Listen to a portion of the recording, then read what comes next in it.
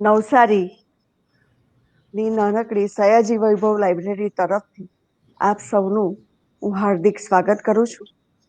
આ ખાસ Valentine day ના દિવસે આજે વિદેશી કેલેન્ડર પ્રમાણે વેલેન્ટાઇન ડે આપણે ઉજવીએ કે ન ઉજવવો જોઈએ એ ચર્ચામાં ન પડીએ તો એ વસંત પંચમીની છડી તો પોકારાઈ જ રહી છે અને પ્રેમ એ ભારતીયોનો પણ સ્વભાવ છે. તો એની ચર્ચા જવા દઈએ, પણ આ ઉમળકો તો ઉજવાવો જ જોઈએ અને આ ઉમળકાની અભિવ્યક્તિ પણ થવી જોઈએ. આજના ડિજિટલ યુગમાં જ્યારે આપણે શાબ્દિક અભિવ્યક્તિથી વંચિત થઈ રહ્યા છીએ અને રેડીમેડ મેસેજોની ભરમારમાં ઘેરાઈ રહ્યા છીએ, ત્યારે શ્રી સયાજી વૈભવ પુસ્તકાલય અને શ્રી નરેન્દ્ર હીરાલાલ પારેખ જ્ઞાનધામ આપને આમંત્રે છે એક અનોખી અભિવ્યક્તિ દર્શાવતા પત્ર વાચિકમના કાર્યક્રમમાં, જેમાં ખરેખર પત્ર કેવી રીતે લખી શકાય અને સંવેદનાને અભિવ્યક્તિ કઈ રીતે કરી શકાય. પ્રેમ શું ફક્ત આઈ લવ યુ પૂરતો જ સીમિત છે? બે વ્યક્તિઓ વચ્ચે કેવા સંવાદો સંભવ છે, એનો એક અનોખો ઉઘાડ કરી આપતું આપણા સ્તુત્ય કવિ શ્રી વિનોદ જોશીનું એક જાણીતું માનીતું પુસ્તક એટલે મોરપીંછ. એક આગવી રીતે લખાયેલું આ પુસ્તક છે અને આજની પેઢીનું કમનસીબ જુઓ કે એમને ખબર જ ક્યાં છે કે એક ગુલાબી પરબીડિયાના ખૂણે નાનકડું હૃદય ચિત્ર્યું હોય, એની અંદરના ગુલાબ ચિત્રેલા કાગળોની અંદર મરોડદાર અક્ષરે તમે કોઈક નવી નવી વાતો લખી હોય.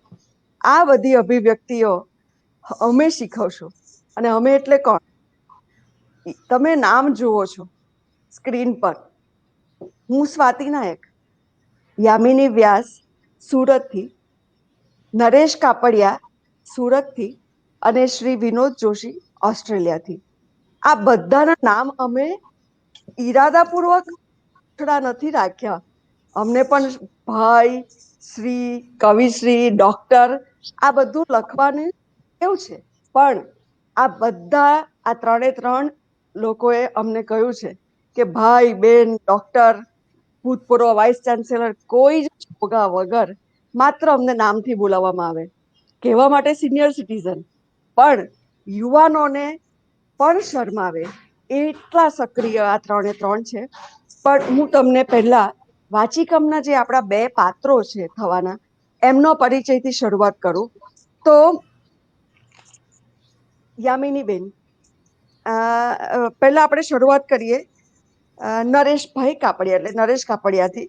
એકમાત્ર એવી વ્યક્તિ છે જેમના પરિચયમાં પોતે ગૌરવપૂર્વક જણાવ્યું છે કે હું સિનિયર સિટીઝન છું.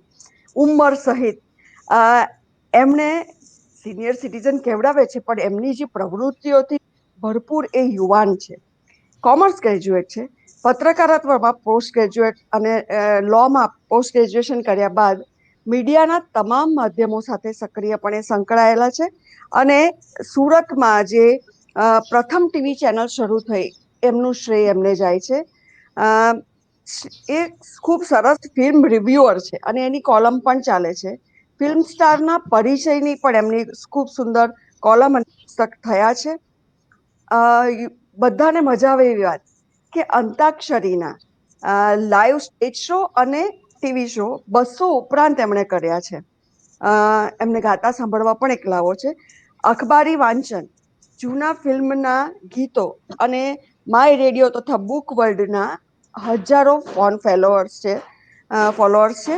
એમના ખાતામાંથી આ બધી એમના ખાતાની એક માતબર પૂંજી ગણી શકાય. તેઓ હાલમાં સ્કોપા અને સાર્વજનિક એજ્યુકેશન ટ્રસ્ટ સાથે સક્રિય રીતે સંકળાયેલા છે. 12 પુસ્તકોના યોગદાન બાદ હજીએ એમણે વધુ લખવાનો ઉપક્રમ ચાલુ જ રાખ્યો છે. એવા શ્રી નરેશભાઈને સિનિયર સિટીઝન કહેવાને બદલે સિનિયર કલાકાર કહેવાનું હું વધારે પસંદ કરીશ. સ્વાગત છે શ્રી નરેશભાઈ આપનું. થેન્ક યુ બેન, thank you very much. Yamini બેન, તું મને કઈ એટલી બધી ગમે. આખી દુનિયા એક તરફ ને તારું પલ્લું નમે થી શરૂ થઈને હરી મને મોકલે 80 વર્ષે માગું સુધી બધી વયના ગીતો જેમણે લખ્યા છે અને ખૂબ સુંદર રીતે ગવાયા છે. ગઝલ પણ એમની ખૂબ સુંદર હોય છે. એવા યામિનીબેન એમના ક્ષેત્રો છે નાટક, એકપાત્રીય અભિનય, મોનોલોગ, એ ખૂબ સુંદર વાર્તાઓનું પણ મંચન કરી રહ્યા છે. એમના બધા નાટકો જે છે એ સમાજ ઉપયોગી સંદેશ આપતા હોય છે. અને એમના પુસ્તકોને ગુજરાત સાહિત્ય પરિષદ, સાહિત્ય અકાદમી, કલા ગુર્જરી મુંબઈ, ગીરા ગુર્જરી, ગુજરાત રાજ્ય નાટક સંગીત નાટક અકાદમી, પછી અમદાવાદની જાણીતી બુટ્રેડી નાટ્ય સંસ્થા, ચિત્રલેખા વગેરેના અનેક એવોર્ડ પ્રાપ્ત થયા છે. લેખનના જ નહીં પણ ગુજરાત કલા રત્ન એવોર્ડ પણ લિટરેચર આર્ટ અને કલ્ચર માટે એમને મળ્યો છે. અને બીજું લિટરેચર આર્ટ અને કલ્ચર માટે નેશનલ વિમેન કોન્ક્લેવ એવોર્ડ પણ મળ્યો છે. એમના ગીતો ગરબા ખૂબ સરસ રીતે કમ્પોઝ થયા છે અને મેં પરફોર્મ થતા પણ જોયા છે. એ પોતે પણ ખૂબ સારા પરફોર્મર છે. અને એમના નાટ્ય પ્રસ્તુતિ એકોક્તિ ઉપરાંત સિરિયલ અને શોર્ટ ફિલ્મોમાં પણ એમને અભિનય કરતા જોવા એ ખૂબ મજાની વાત છે. આપણને આનંદ મળે એટલા માટે. એ ખૂબ સુંદર સંચાલક પણ છે જ. અને આપણને એમને જોવા એટલા માટે ગમે કે એમનો પારદર્શક ચહેરો હંમેશા એક મીઠા સ્મિતથી છવાયેલો રહે છે. અને એ જ એમનો ખૂબ સુંદર શણગાર છે. કશું જ એમણે શણગાર સજ્જ હોય પણ એમનું સ્મિત જે છે એ એમનો ખૂબ મોઘેરો શણગાર છે. એવા શ્રી યામિનીબેન વ્યાસને હું હાર્દિક આવકારું છું. નમસ્કાર Thank you યામિનીબેન. very much, Swatiben. Thank you. અને આપણે જેમના પુસ્તકનું વાચિકમ માણવા જઈ રહ્યા છીએ એવા કવિશ્રી વિનોદ જોશી, જેટલા સૌમ્ય અને મિતભાષી છે. સ્વાગત છે શ્રી વિનોદભાઈ. આપ જેટલા સૌમ્ય અને મિતભાષી છો એટલા જ એમના કાવ્યો બોલકા છે. હૃદયની ઉર્મિઓને માત્ર અર્ધનારીશ્વર રીતે હું કહી શકું, કારણ કે જેટલી પુરુષની લાગણીઓને વ્યક્ત કરે છે એના કરતા કદી અનેક ગણી વધારે એક સ્ત્રી પોતાની લાગણી વ્યક્ત કરી શકે એના કરતા વધુ રુજુતાથી શ્રી વિનોદભાઈ સ્ત્રી હૃદયની લાગણીઓને પણ વ્યક્ત કરી રહ્યા છે. એમના ગીતોના માધ્યમથી, એમના પ્રબંધ કાવ્યોના માધ્યમથી. અને એમના ગીતો લખાય એટલે તરત જ ગવાય એવા હોય છે. અને આ કવિશ્રીનો વિસ્તૃત પરિચય આપણે કાર્યક્રમના અંતે એટલા માટે આપીશ કે એમની સાથે આપણે એમની કેફિયત અને ગોષ્ઠી પણ માણીશું. પણ મારે એક કે બે જ વાક્યમાં જો એમનો અત્યારે પરિચય આપવો હોય તો પિતા તરફથી વૈદિક બ્રાહ્મણના જે વેદ પાઠ છે અને માતા તરફથી લોકબોલી એમને ગળથુથીમાં મળી છે. અને એના કારણે એ શૈશવથી લઈને વાઇસ ચાન્સેલરની પોસ્ટ સુધી સતત તેજસ્વી કારકિર્દી ધરાવી રહ્યા છે.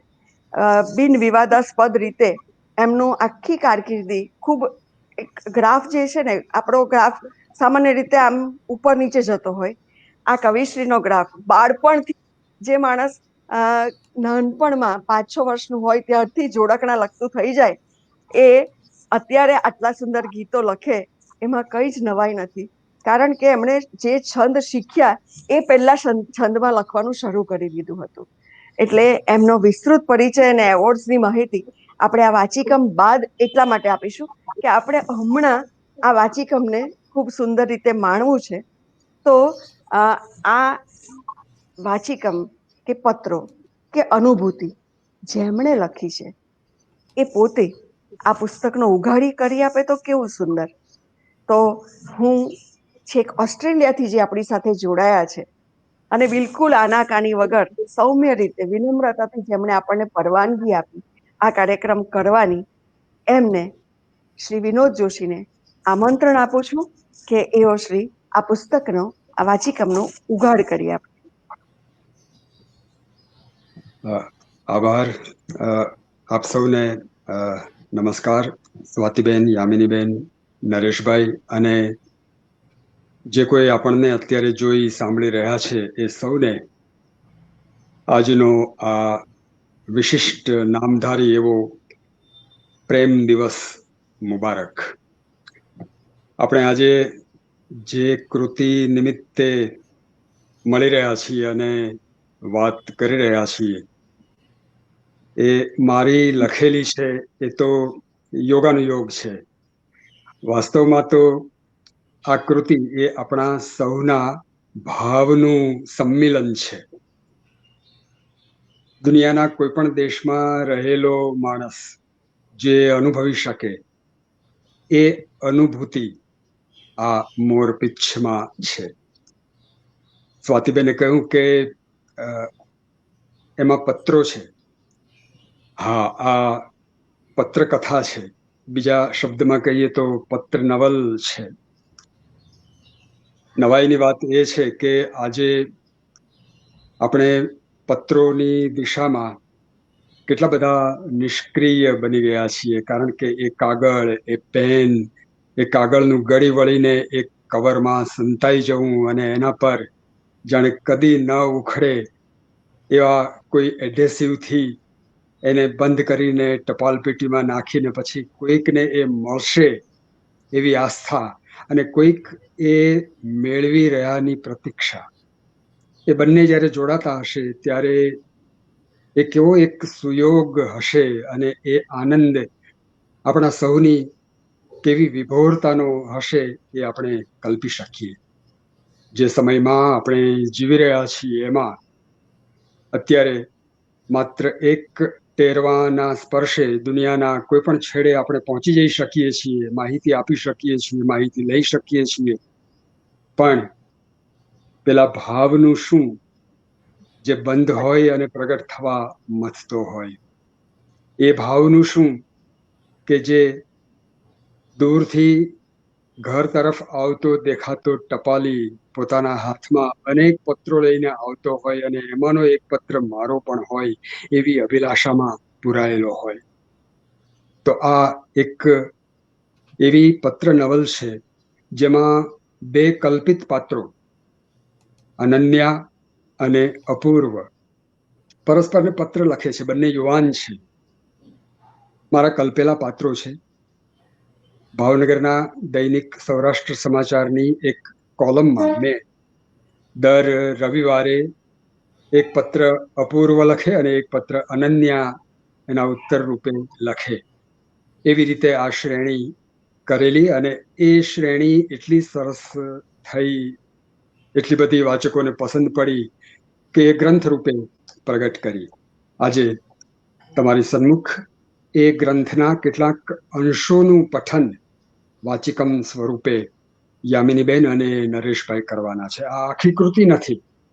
આખી કૃતિ તો લગભગ 500 પાનાની ઘણી દળદાર એવી કૃતિ છે, પણ અહીં આ એકાદ કલાકના સમયમાં આપણી પાસે થોડા આ પત્રના શબ્દ પહોંચવાના છે. આપણી અંદર બુદ્ધિ અને લાગણી એવી જે બે બાબતો વારાફરતી કે એક સાથે સક્રિય થયા કરતી હોય છે, એ ઘણીવાર સંતુલિત નથી રહેતી. ઘણીવાર લાગણી બુદ્ધિ પર સવાર થઈ જાય છે, તો ઘણીવાર બુદ્ધિ લાગણીને નિયંત્રિત નથી કરી શકતી. કહેવું હોય તે કહેવાતું નથી અને જે કહેવાઈ જાય છે તે કહેવા જેવું હોતું નથી.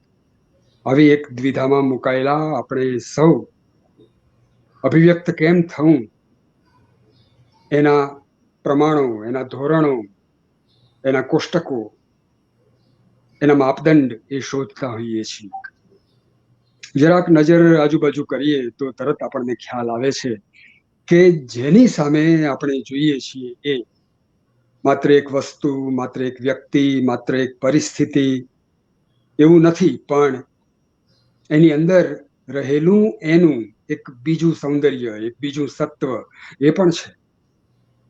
લાકડાના ટેબલ સામે જોતી વખતે એમાં રહેલું એક વૃક્ષ, એની ડાળીઓ, એના પર કલરવ કરતા પક્ષીઓ, એનો ટહુકાર, આ બધું જ જો આપણને સંભળાવા લાગે તો આપણે આપણી નજર સમક્ષ જે એક નરું વાસ્તવ છે એને ભેદી શકીએ. આપણે જ્યારે પત્ર લખીએ છીએ ત્યારે હમણાં જ સ્વાતિબેને કહ્યું એ પ્રમાણે આઈ લવ યુ જેવા આ 3 શબ્દોના ઉદ્ગાર માત્રમાં બધું સમાઈ જતું નથી, પણ એની આસપાસ આપણે અનુભવતા હોઈએ એવું કેવું મોટું ભાવ જગત, વિચાર જગત એ રહેલું છે. તો એની સાથેનું કોઈક રીતે અનુસંધાન આ બે પાત્ર સાધે છે. અનન્યાએ અપૂર્વને કોઈ એક કાર્યક્રમમાં સાંભળ્યો છે, બંને જુદા પડી ગયા છે, અને અનન્યા અપૂર્વને પત્ર લખે છે. ઘણા વખત સુધી તો બંને મળતા જ નથી, પણ એમની વચ્ચેનો આ પત્રનો સિલસિલો કયા પ્રકારનો છે, એમને કેવી રીતે એકબીજાના ભાવ, એકબીજાના વિચાર પહોંચાડે છે, અને કેવી રીતે એનો એ બંનેમાં ઉપચય થાય છે, આ આખી વાત આ પત્ર નવલમાં છે. મને લાગે છે કે મોરપીંછના જેમ એકાધિક રંગ છે, પણ એમાંનો કોઈ એક રંગ આપણને જેમ વધુ આકર્ષે છે, એમ જીવનના પણ ઘણા રંગોમાં પ્રેમનો જે રંગ છે એ આપણને સવિશેષ આકર્ષે છે. અહીં આજે આ મોરપીંછ નામે એક ગ્રંથના થોડાક શબ્દ એ તમારા સુધી અપૂર્વ અને અનન્યા લઈ આવવાના છે. આમ તમે જેમને જોવાના છો એ તો હમણાં સ્વાતિબેને કહ્યું એ પ્રમાણે સિનિયર સિટીઝન્સ છે, પણ હૃદયનો ભાવ, આ પ્રેમ, આ લાગણી એ કદી વયમાં બંધાતા નથી. આપણે એ શબ્દમાંથી એ ઉર્મીને પામીએ, એને ખોલીએ, એને પ્રસરાવીએ, અને આજે આ વેલેન્ટાઇન ડે નામે ઓળખાતા એક દિવસને એનાથી સભર કરીએ અને આવનારા સમયમાં એને વિસ્તારી દઈએ, જેથી કોઈ એક દિવસે આપણે એનું સિગ્નિફિકન્સ, એની મહત્તા વર્ણવવી ન પડે. મને લાગે છે કે મારે આટલી વાત કરવી પર્યાપ્ત હતી. હવે સ્વાતિબેન આગળની વાત કરશે. તો પહેલા આપણે ખૂબ આભાર આપનો. ખૂબ સાચી વાત કહી કે પ્રેમની અભિવ્યક્તિ કઈ રીતે થઈ શકે, અને બે પાત્રો વચ્ચે આઈ લવ યુ સિવાય શું શું કહી શકાય, એ હવે આપણી વચ્ચે આપણી સમક્ષ લઈને આવશે યામિનીબેન અને નરેશભાઈ. પણ હવેથી હું એમના નામ હશે અપૂર્વ અને અનન્યા. તો સ્વાગત છે અનન્યા અને Apurva. Thank you very much. પ્રિય અપૂર્વ, ઘણી મૂંઝવણ પછી તને પત્ર લખવા બેઠી છું. લખવાનું ખરું કારણ હજી નક્કી કરી શકી નથી. તને પહેલી જ વાર જોયો, પહેલી જ વાર સાંભળ્યો, પણ હજી ભૂલી નથી. હું તને મળી, પણ અલપ ઝલપ. તને તો એ યાદ નહીં જ હોય. તને મળનારા તો તે વખતે પાર વગરના હતા. તે શ્રુતિ સાથે વાત કરી ત્યારે હું તેની બાજુમાં ઊભી હતી. તે મારી સામે જોઈ સ્મિત કર્યું હતું. ત્યાં ફરી આવીશ ત્યારે તને નિરાંતે મળવાનું મન છે. મેં આટલું બધું લખીને તને કંટાળો ચડાવ્યો હશે. હું ઈચ્છું છું કે તું પણ મને પત્ર લખે. તારો પત્ર આવશે તો હું સમજીશ કે તને મારો પત્ર વાંચવાનો કંટાળો નથી આવ્યો. લિખિતંગ, તારી પ્રશંસક અનન્યા. પ્રિય અનન્યા, પત્ર મળ્યો. આટલો લાગણીસભર પત્ર મને અગાઉ કોઈએ લખ્યો નથી. તને યાદ કરવા માટે ખૂબ પ્રયત્ન કરું છું, પણ ભારે સંકોચ સાથે તને લખવું પડે છે કે તારો ચહેરો મને વિસરાઈ ગયો છે. અલપ ઝલપ મળવામાં પણ તને મારું સ્મિત યાદ રહી ગયું ને મને અત્યારે તું માત્ર મનની આંખોથી દેખાઈ રહી છે. મને ખાતરી છે કે તું જેવી દેખાય છે તેવી જ હોવી જોઈએ. તારા અક્ષરોના નમળા વળાંકો મને અને તારી ભાષાની સુંદરતા તને મારી સમક્ષ વગર જોયે ખડી કરી દે છે. અમારી ગામડાની છોકરીઓની ભોળી આંખોમાં ઝરણાનું નૃત્ય હોય છે, વાદળોની તરલતા હોય છે, પીંછાની હળવાશ હોય છે અને જળની પારદર્શકતા હોય છે. પણ તારો પત્ર વાંચતા લાગ્યું કે તારાથી ડરવાનું કોઈ કારણ નથી. તું નિખાલસ છે, પ્રેમાળ છે નિસ્વાર્થ છે. તને ક્યાં ખબર છે કે હું કોણ છું? છતાં તે પત્ર લખીને તારો ઉમળકો મને પહોંચાડ્યો. મને ખૂબ ગમ્યું. અનન્યા, ઘણીવાર એવું થાય છે કે આખું એ જીવન 2-5 સ્મરણોને આધારે પણ જીવી તો શકાય. આપણે આપણી રીતે ક્યારેય જીવી શકીએ છીએ ખરા? તું રૂબરૂ મળશે ત્યારે આપણે નિરાંતે આ પ્રશ્નની ચર્ચા કરીશું. તું મારા પત્રથી લાગણીશીલતામાં સરી ન જતી. અભ્યાસમાં ધ્યાન રાખજે. હજુ તો તારા કોલેજનું આ પહેલું જ વર્ષ છે. મેં પહેલી જ વાર આ પ્રકારનો પત્ર લખ્યો છે. તને એ કેવો લાગશે તે હું જાણતો નથી. તારા મમ્મી પપ્પાને પ્રણામ કહેજે. ફરી પત્ર લખીશ ને. લિખિતં અપૂર્વની યાદ. મને ધારણા નહીં, ખાતરી જ હતી કે તારો પત્ર આવશે. હું વધારે ખુશ એટલા માટે છું કે તે હજી મને જોઈ નથી, છતાં તારા મનની આંખે હું તને દેખાઈ રહી છું. તારી એ નજરમાં હું કેવી દેખાતી હોઈશ? તારી મારા વિશેની કલ્પના કેવી હશે? સંભવ છે કે તે મને ધારી લીધી હોય એવી હું ન પણ હોઉં. અત્યારે હું મારા ઘરની અગાસી પર એકલી બેઠી છું. કોઈ ન હોય ત્યારે હું મારી વધુ નજીક હોઉં છું. તું મારી કલ્પનામાં પણ નહોતો અને તું એકાએક સાકાર બનીને સામે આવી ગયો. હું તારી સામે જ હતી, છતાં તારા મનમાં હું નિરાકાર બનીને વસી છું. જો કે હું તને લખી દઉં છું કે હું સીધી સાદી છોકરી છું. તે મને ના લખી છે, તે છતાં તારો પત્ર વાંચીને હું લાગણીશીલતામાં સરી પડી. તારો પત્ર આવશે ત્યાં સુધીમાં તો તને લખવા માટે મેં ઘણું બધું વિચારી લીધું હશે. તારા સિવાય એ બધું લખવા માટે મારે બીજું છે પણ કોણ? શ્રુતિને મારી યાદ કહેજે. લિખિતં તારી કલ્પનાની અનન્યા. પ્રિય અનન્યા, ટપાલી કેટલી મહત્વની વ્યક્તિ છે તે મને જિંદગીમાં પહેલી જ વાર અનુભવાયું. ટપાલી અમારી હોસ્ટેલમાં પ્રવેશે ને મારા હૃદયના ધબકારા વધી જતા હતા. મને પહેલી જ વાર મારી જાત વિશે શ્રદ્ધા બેઠી કે હું કોઈને માટે આત્મીય બની શકું તેવો છું. સ્વીકારનો પણ આનંદ હોય છે. મૈત્રી રૂપે તારા શબ્દોને વાંચું છું તો લાગે છે કે એ શબ્દો શબ્દકોશમાંથી ચૂંટીને ગોઠવેલા નથી. એ શબ્દો તો કાગળને ફૂંટેલી કૂંપળો છે. તેના પર ઝાકળ પથરાયેલી છે. હું એની સામે જોઉં છું તો ધીમે ધીમે ઝાકળ અલોપ થઈ જાય છે અને પેલી કૂંપળો મારી સામે જાણે ખીલ ખીલ હસવા લાગે છે. મને થાય છે કે એનું હસવું ક્યારેય બંધ ન થાય તો સારું. હું તારી જેમ સાહિત્યનો વિદ્યાર્થી નથી. તું એકવાર સાચે જ અચાનક અહીં આવી જા. હું તને ઓળખી શકું છું કે કેમ તે મારે જોવું છે. મારી બેન પલ્લવીને પણ તને મેળવીશ. આમ તો તે ગામડે જ રહે છે. તને પત્ર લખું છું ત્યારે થાય છે કે હું મારી વધુ નજીક આવું છું. હું મારાથી કેટલો બધો દૂર હોઉં છું તેની પણ ખબર મને તે વખતે જ પડે છે. આ પત્ર તને મળશે ત્યાં સુધીમાં મને લખવાના માટે તે શું વિચારી રાખ્યું હશે? લિખિતં તને કલ્પનાથી જોતો અપૂર્વ.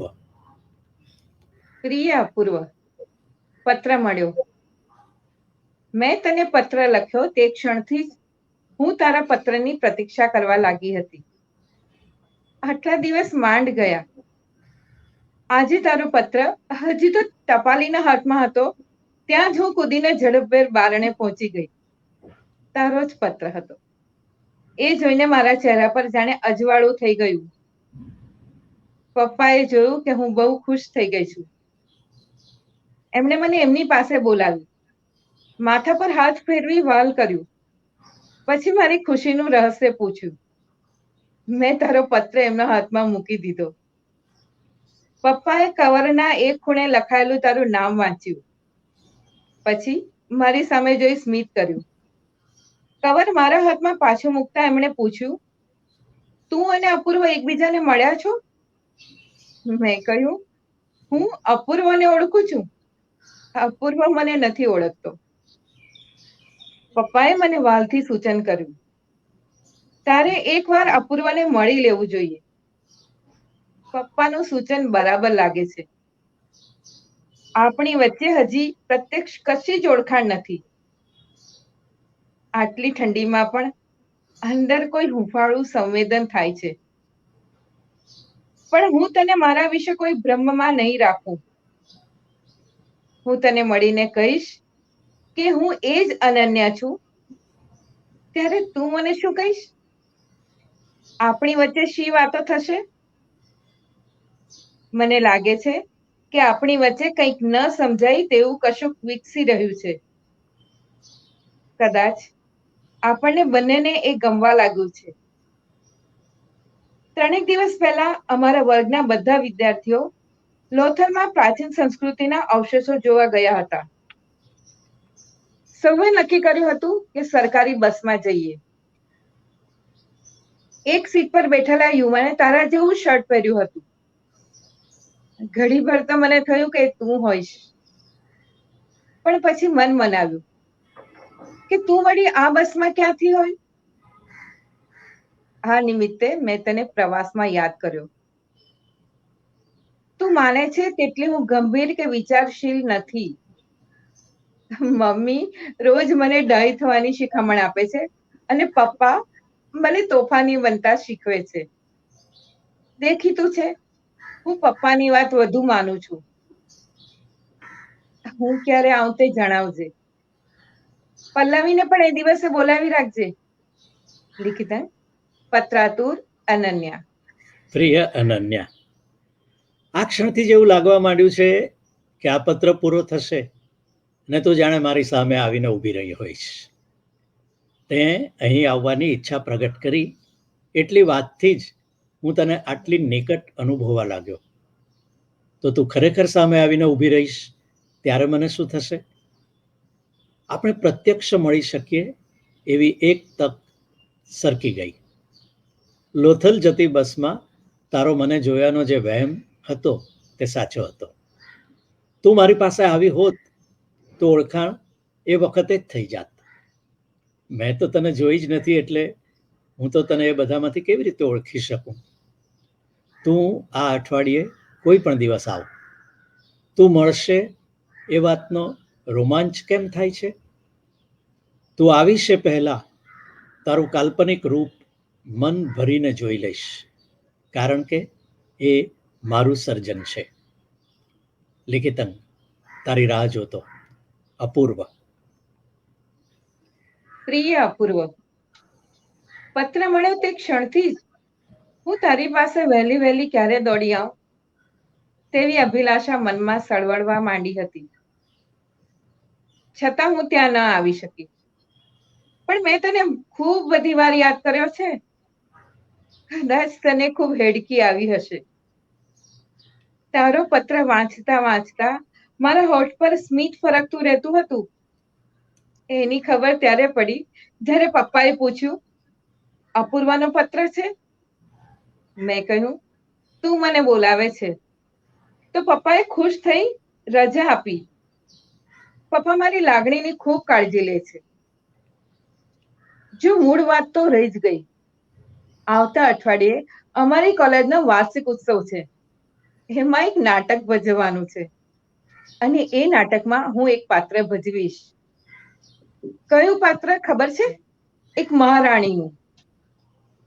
જાણીને નવાઈ લાગશે કે આ નાટકમાં મહારાજાનું પાત્ર જ નથી.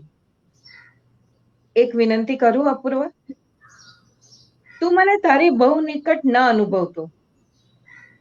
આપણે બંને વયના એવા સમયગાળામાંથી પસાર થઈ રહ્યા છે કે તરત ઉમળકો આવી જાય. હું છોકરી છું એટલે જાણું છું કે આપણી લાગણીને સમજણની લગામ જરૂરી હોય છે. કોઈ વાર મારાથી નબળાઈ પ્રગટ થઈ જાય તો તું મને સંભાળી લેજે. હું તને જે લખું છું તે તારા પ્રત્યેના સ્નેહ અને અત્યંત આદરને કારણે લખું છું. તું મારા જીવનમાં એક એવો મુકામ છે જ્યાં હું થોડી ક્ષણ થંભી શકું. સંભવ છે કે તું મુકામ બનીને યાત્રી બની જાય અને આપણે સાથે ચાલવા લાગીએ. આગળ જતા આપણે માર્ગમાં ફંટાઈએ પણ ખરા. એમ પણ બને કે આપણી યાત્રા એકમેકને અનુકૂળ બની જાય. પ્રિય અનન્યા, આમ તો તને મહારાણીનું સંબોધન કરવું જોઈએ. શું આ નાટકમાં મહારાજાનું પાત્ર જ નથી? મારે આવવું પડશે તારો આ નાટક જોવા. તને અનન્યા તરીકે જોઉં તે પહેલા તને મહારાણી તરીકે જોઉં તો કેમ? મૂંઝાઈશ નહીં, હું નહીં આવું. હાલ તો પ્રેક્ટિકલનું કામ ખૂબ રહે છે. પત્ર લખવાનો સમય પણ માંડ કાઢ્યો છે. નાટકને કારણે અભ્યાસ નહીં બગડે તેની કાળજી લેજે. ક્યારે મળાશે તે હજી નક્કી નથી થઈ શકતું. પ્રિય અપૂર્વ, નાટક ભજવાઈ ગયું, બહુ મજા આવી. બધા કહેતા હતા કે મહારાણીના પાત્રમાં હું શોભતી હતી. મેં પહેલી વાર નાટકમાં ભાગ લીધો. દરેક ક્ષણે યાદ રાખવું પડતું હતું કે હું અનન્યા નથી પણ મહારાણી છું. પોતાની જાતનું વિસ્મરણ કરવાનો અનુભવ બહુ રોમાંચક લાગ્યો. તારા માટે અત્યારે તો હું જાણે નવલકથાનું પાત્ર છું. વગર જોયે એને જોવાનું, વગર બોલે સાંભળવાનું. એ પાત્ર ધારે તેમ વર્તે, લેખકના હાથમાં પણ ના રહે. તારા પ્રેક્ટિકલ ચાલે છે એટલે હમણાં મળવા નહીં આવું. હવેના પત્રમાં હું તને નાટકના ફોટા મોકલીશ. તું મને અનન્યા તરીકે જુએ એ પહેલા હું મહારાણી રૂપે તારી પાસે આવીશ. પ્રિય અનન્યા, તને પણ ફોન થઈ શકે એવું આ ક્ષણે જ મારા મનમાં આવે છે. અત્યાર સુધી એ કેમ સહી સૂઝ્યું હોય? તને ભલે જોઈ ન હોય, તારો અવાજ તો સાંભળી શકાય. એનાથી મનોમન રચાતી તારી આકૃતિમાં ઉમેરો જ થશે. તારો ફોન નંબર મોકલજે. પ્રિય અપૂર્વ, આખરે તારો પત્ર મળ્યો. ટપાલીના આવવાનો સમય થાય એટલે જાણે ઘડિયાળની ગતિ ધીમી પડી જાય. તારા પત્ર માટે કેટલી બાવરી બની જાઉં છું તેનો પહેલી વાર ખ્યાલ આવ્યો. તે ફોન નંબર પૂછાવ્યો ત્યારે જ મને ખ્યાલ આવ્યો કે એ તો હું તને અગાઉથી પણ મોકલી શકી હોત. પત્રના મથાળે ફોન નંબર લખ્યો છે. તું ફોન કરજે. હવે પત્રની રાહ ન જોવડાવતો. લિખિતાંગ, તને હંમેશા યાદ કરતી અનન્યા. તાક નાટકના ફોટા રોજ ખરાબ થઈ જવાથી આવ્યા નથી. હું તને નાટકના ફોટામાં પણ જોઉં તે નિયતિને જાણે મંજૂર નથી. તારી ઉત્કંઠા હું સમજી શકું છું. હવે પત્ર લખવામાં નિયમિત રહીશ બસ. આમ તો તને કાગળ પર લખું છું તેનાથી એ વધુ તો હું મનોમન લખતો રહું છું. કાગળને અંત હોય છે, મનનો પત્ર તો કદી પૂરો થતો જ નથી. તે ભલે ફોન નંબર મોકલ્યો પણ હું તને ફોન નહીં કરું. મને લાગે છે કે તું રૂબરૂ મને ન મળે ત્યાં સુધી હું પત્ર દ્વારા જ તારો સંપર્ક રાખીશ. ફોનમાં સંભળાતો તારો અવાજ કે ફોટામાં દેખાતી તારી આકૃતિ તે તું નથી, તારી પ્રતિકૃતિ છે. મારે કોઈ આધારને વચ્ચે લાવ્યા વગર તને જોવી છે. તારા મમ્મી પપ્પાને મારા પ્રણામ કહેજે. તને મળવાનું મન છે એટલું જ એમને મળવાનું પણ મન છે. તારા વિચારો પરથી જ ખ્યાલ આવે છે કે એમણે તારી કેવી સરસ કાળજી લીધી હશે. આપણું એ સદભાગ્ય છે કે આપણને એમની પાસેથી સ્નેહ અને સમજણ બંને મળે છે. અપૂર્વ, પરીક્ષા પૂરી થાય પછી તું અહીંયા આવી શકે? મમ્મી પપ્પાને તને મળવાનું ખૂબ મન છે. મારા અંતરનો ઉમળકો આ લખાવે છે તેમ માનજે. શક્ય હોય તો પલ્લવીને પણ સાથે લેતો આવજે. આપણે બંને હવે પરિચિતથી આગળ વધીને મિત્રો બની શક્યા છીએ. મિત્ર હોવું એનો અર્થ નિખાલસ હોવું તેવો થાય છે. પરિચિત પાસે બધી વાત થઈ શકતી નથી. મિત્ર પાસે થઈ શકે છે. માટે જ કહું છું, તું એકવાર અહીં આવી જઈશ? તે મારા મનની જ વાત કરી છે. હું આવીશ. પરીક્ષા આવતીકાલથી શરૂ થાય છે. એ પૂરી થશે કે તરત હું તારી પાસે આવી પહોંચીશ. તારા મમ્મી પપ્પાને મને મળવાની ઈચ્છા તે જાણીને આનંદ થયો. વડીલોને મળવું હંમેશા ગમે છે. મારા કોઈ પત્રો એમણે વાંચ્યા છે તે જાણીને આનંદ પણ થયો અને સંકોચ પણ થયો. આનંદ એ વાતનો કે એમણે તારા એક મિત્રમાં આ રીતે રસ લીધો. સંકોચ એ વાતનો કે મેં પત્રમાં કોણ જાણે શુંનું શું ભરડ્યા કર્યો હશે. તારી સાથેના વ્યવહાર પરથી મને લાગે છે કે હું ધીરે ધીરે સંપૂર્ણ બની રહ્યો છું. મારામાં રહેલો ખાલીપો ક્રમશઃ નામશેષ થવા લાગ્યો છે. હવેના તારા પત્રના ઉત્તર રૂપે હું ખુદ તારી પાસે આવી જઈશ. પ્રિય અપૂર્વ, દિવસ આખો તારા અહીં આવવા વિશેનો વિચાર ઝૂલતો રહ્યો. અત્યારે રાતની એક ઊંઘ પૂરી કરીને જાગી છું. 1:30 વાગવા આવ્યો છે. ફરીથી તારા વિચારો શરૂ. હવે સવાર સુધી ઊંઘ નહીં આવે તેવું લાગતા તને પત્ર લખવા બેઠી. પરીક્ષા પૂરી થઈ ગઈ, તેની સાથે દિવસોની ગતિ વિલંબિત લઈ જેવી થઈ ગઈ હોય એવું લાગે છે. પૂરપાટ વહેતી નદી આડે કોઈ બંધ બાંધી દે પછી જળનું જે થાય તેવું અત્યારે મારું થયું છે. જ્યાં સુધી છલકાવવાનું નહીં બને ત્યાં સુધી આગળ વધવાનું પણ નહીં બને. મને ફોન નહીં કરવાનું વ્રત તે બરાબર પાડ્યું. મારા અવાજથી પણ તું અજાણ છે. હું તારા માટે કેટલી અજનબી છું તે વિચારું છું ત્યારે લાગે છે કે અજાણ રહીને પણ અંગત બની શકાય તેવું મારા કિસ્સામાં સાચું પડ્યું છે. આખો દિવસ રોકાઈ શકાય તે રીતે આવજે. બને તો રાત્રે પણ રોકાજે. ઉનાળાના આ આકરા દિવસોમાં મારા ઘરની અગાસી બહુ મજાની લાગે છે.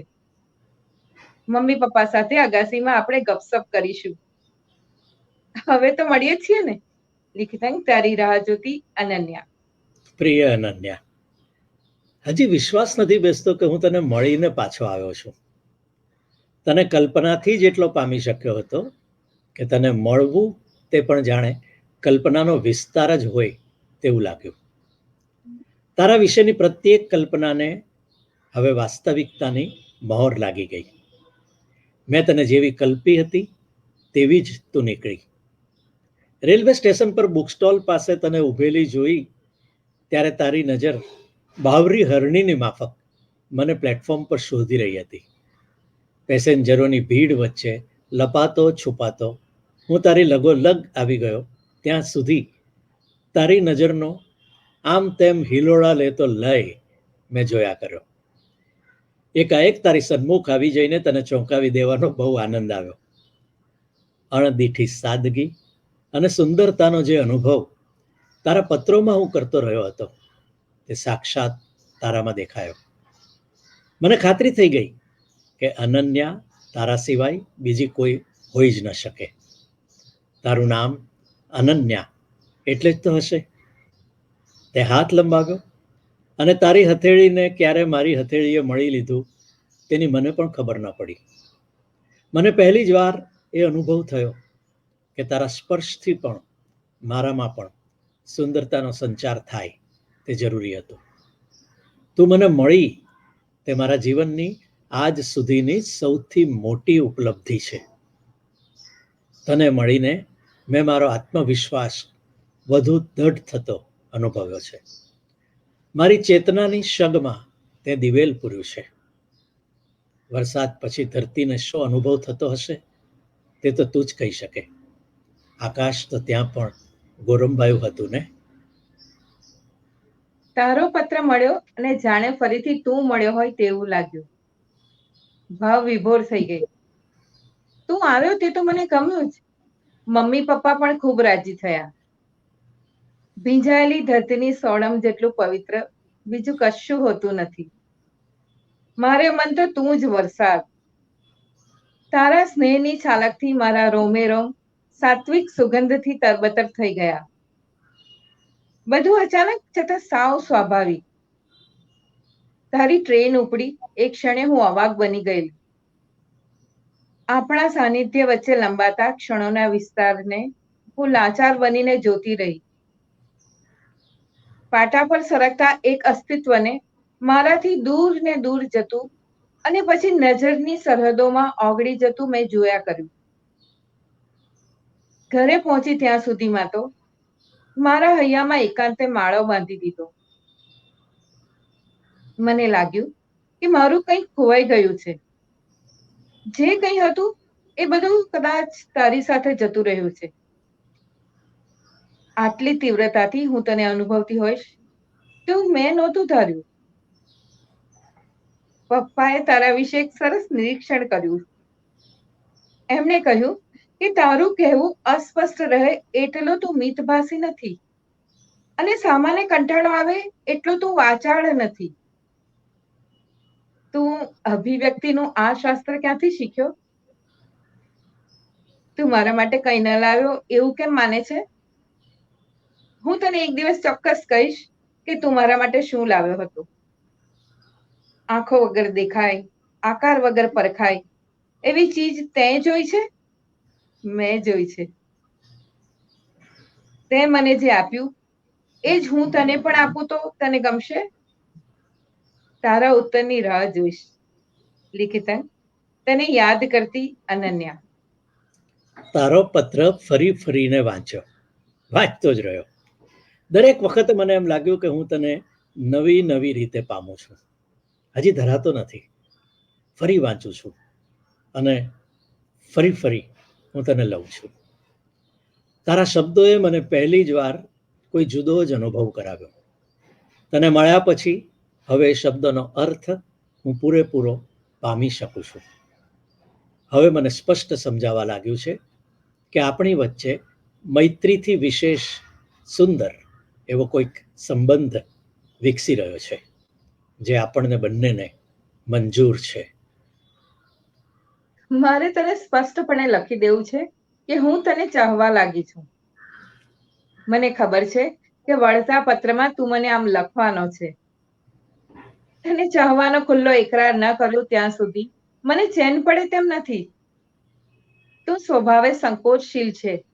તારા અભિજાત વ્યક્તિત્વને અને વિવેકશીલતાને પણ હું જાણું છું. પરંતુ હું એ પણ જાણું છું કે તું મને ખરા હૃદયથી ચાહે છે. તને સૌથી પહેલો પત્ર મેં લખ્યો. તને રૂબરૂ બોલાવવાની પહેલ પણ મેં કરી. તારી સમક્ષ મારા પ્રેમનો સ્પષ્ટ એકરાર કરવાની પહેલ પણ હું જ કરું છું. મને ખાતરી છે કે મારી આ પહેલ તારામાં હળવાશ જન્માવશે. તું જે નથી કહી શકતો તે કહેવા માટેની તને મોકળાશ આપશે. હું મમ્મી પપ્પા પાસે બેસીને નિરાંતે તારા તરફની મારી લાગણી અંગે વાત કરું તે જ દિવસે એમણે સામેથી મને તારા વિશે વાત કરી. પપ્પાએ તારા ખૂબ વખાણ કર્યા. મમ્મીએ ભાવથી કહ્યું, છોકરો કઈ ખોટો નથી. તારું મન વધે તો અમે રાજી છીએ, પણ લગ્નની ઉતાવળ નથી કરવી. તું ભણીને પગભર થઈ જાય પછી જ બધી વાત. ફરી એકવાર આ પત્ર વાંચ્યો. લાગ્યું કે જે લખવું હતું તે જ લખ્યું છે. બરાબર લખ્યું છે. હવે તું જે લખે તે. શું લખીશ તું? તે જે લખ્યું એ જ મારે પણ તને લખવું છે. મારે એ જ લખવું છે જે તું ઈચ્છે છે. હું દ્વિધાથી મુક્ત થઈ ગયો છું. મારો સંકોચ તું પામી શકી તે સારું થયું. તું તેને વિવેક ગણે છે એ તારી ઉદારતા છે. તે મને સંજીવની આપી છે. તું તો જીવતી જાગતી ઉર્મી કવિતા છે. તારો લય ચિત્ર પણ સર્જે છે અને સૂર પણ જન્માવે છે. તારા શબ્દો રસનો પર્યાય છે. તું સ્પર્શે અને વાદળો ઝરણા બની જાય.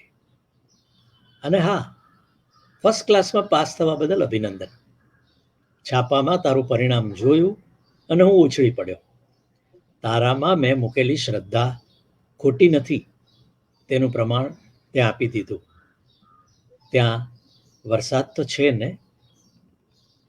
વરસતા વરસાદમાં તો બહુ યાદ આવ્યું. ખરેખર તો વરસાદમાં પલળતી વખતે હું બેવડી ભીંજાઈ રહી હતી. તને સાચું કહું, તારા સ્મરણથી ભીંજાયા બાદ કોરા નથી થઈ શકાતું. વરસાદ તો બંધ થયો, પણ તારું સ્મરણ જાણે વરસતું જ રહે છે. સ્મરણના ચોમાસાની કોઈ ઋતુ હોય ખરી? હું તારે ગામ પણ આવી ચડું. આજના છાપામાં મારું પરિણામ આવ્યું છે. ધારણા મુજબ ફર્સ્ટ ક્લાસ આવ્યો છે. કદાચ હું યુનિવર્સિટીમાં પ્રથમ પણ હોઉં. બેન પલ્લવી પણ પાસ થઈ ગઈ છે, સેકન્ડ ક્લાસ. જે છોકરાની સાથે તેનો સંબંધ વિકસ્યો હતો તે નાપાસ થયો છે. તે આ ઘટનાથી સભાન થઈ ગઈ છે. મેં એની સાથે નિરાંતે પેલા છોકરા વિશે વાત કરી.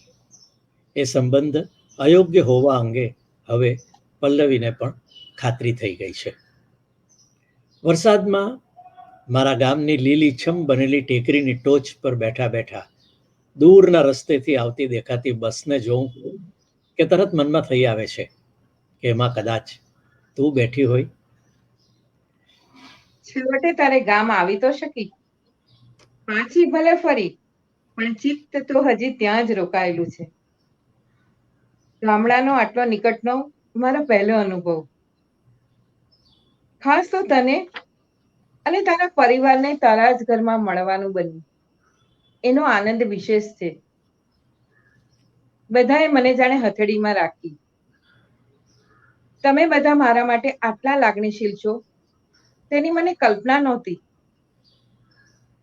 તારા ગામની ટેકરી પરથી જોઈ લો પ્રકૃતિનો વૈભવ હજી પણ મારી આંખોમાં અકબંધ છે. તું અમારા ગામ આવી તે મને અને ઘરના સૌને ખૂબ ગમ્યું. તું આટલી મિલનસાર છે તેની ખબર મને પહેલી જ વાર પડી. જાણે તારું પોતાનું જ ઘર હોય તેમ તું ગોઠવાઈ ગઈ હતી. તારી સરળતા, સાદગી અને હસમુખાપણું સૌ કોઈને જીતી લે તેવા છે. તારો પત્ર મળે છે ને હું જાણે કોઈ જુદી જ દુનિયામાં ચાલી જાઉં છું.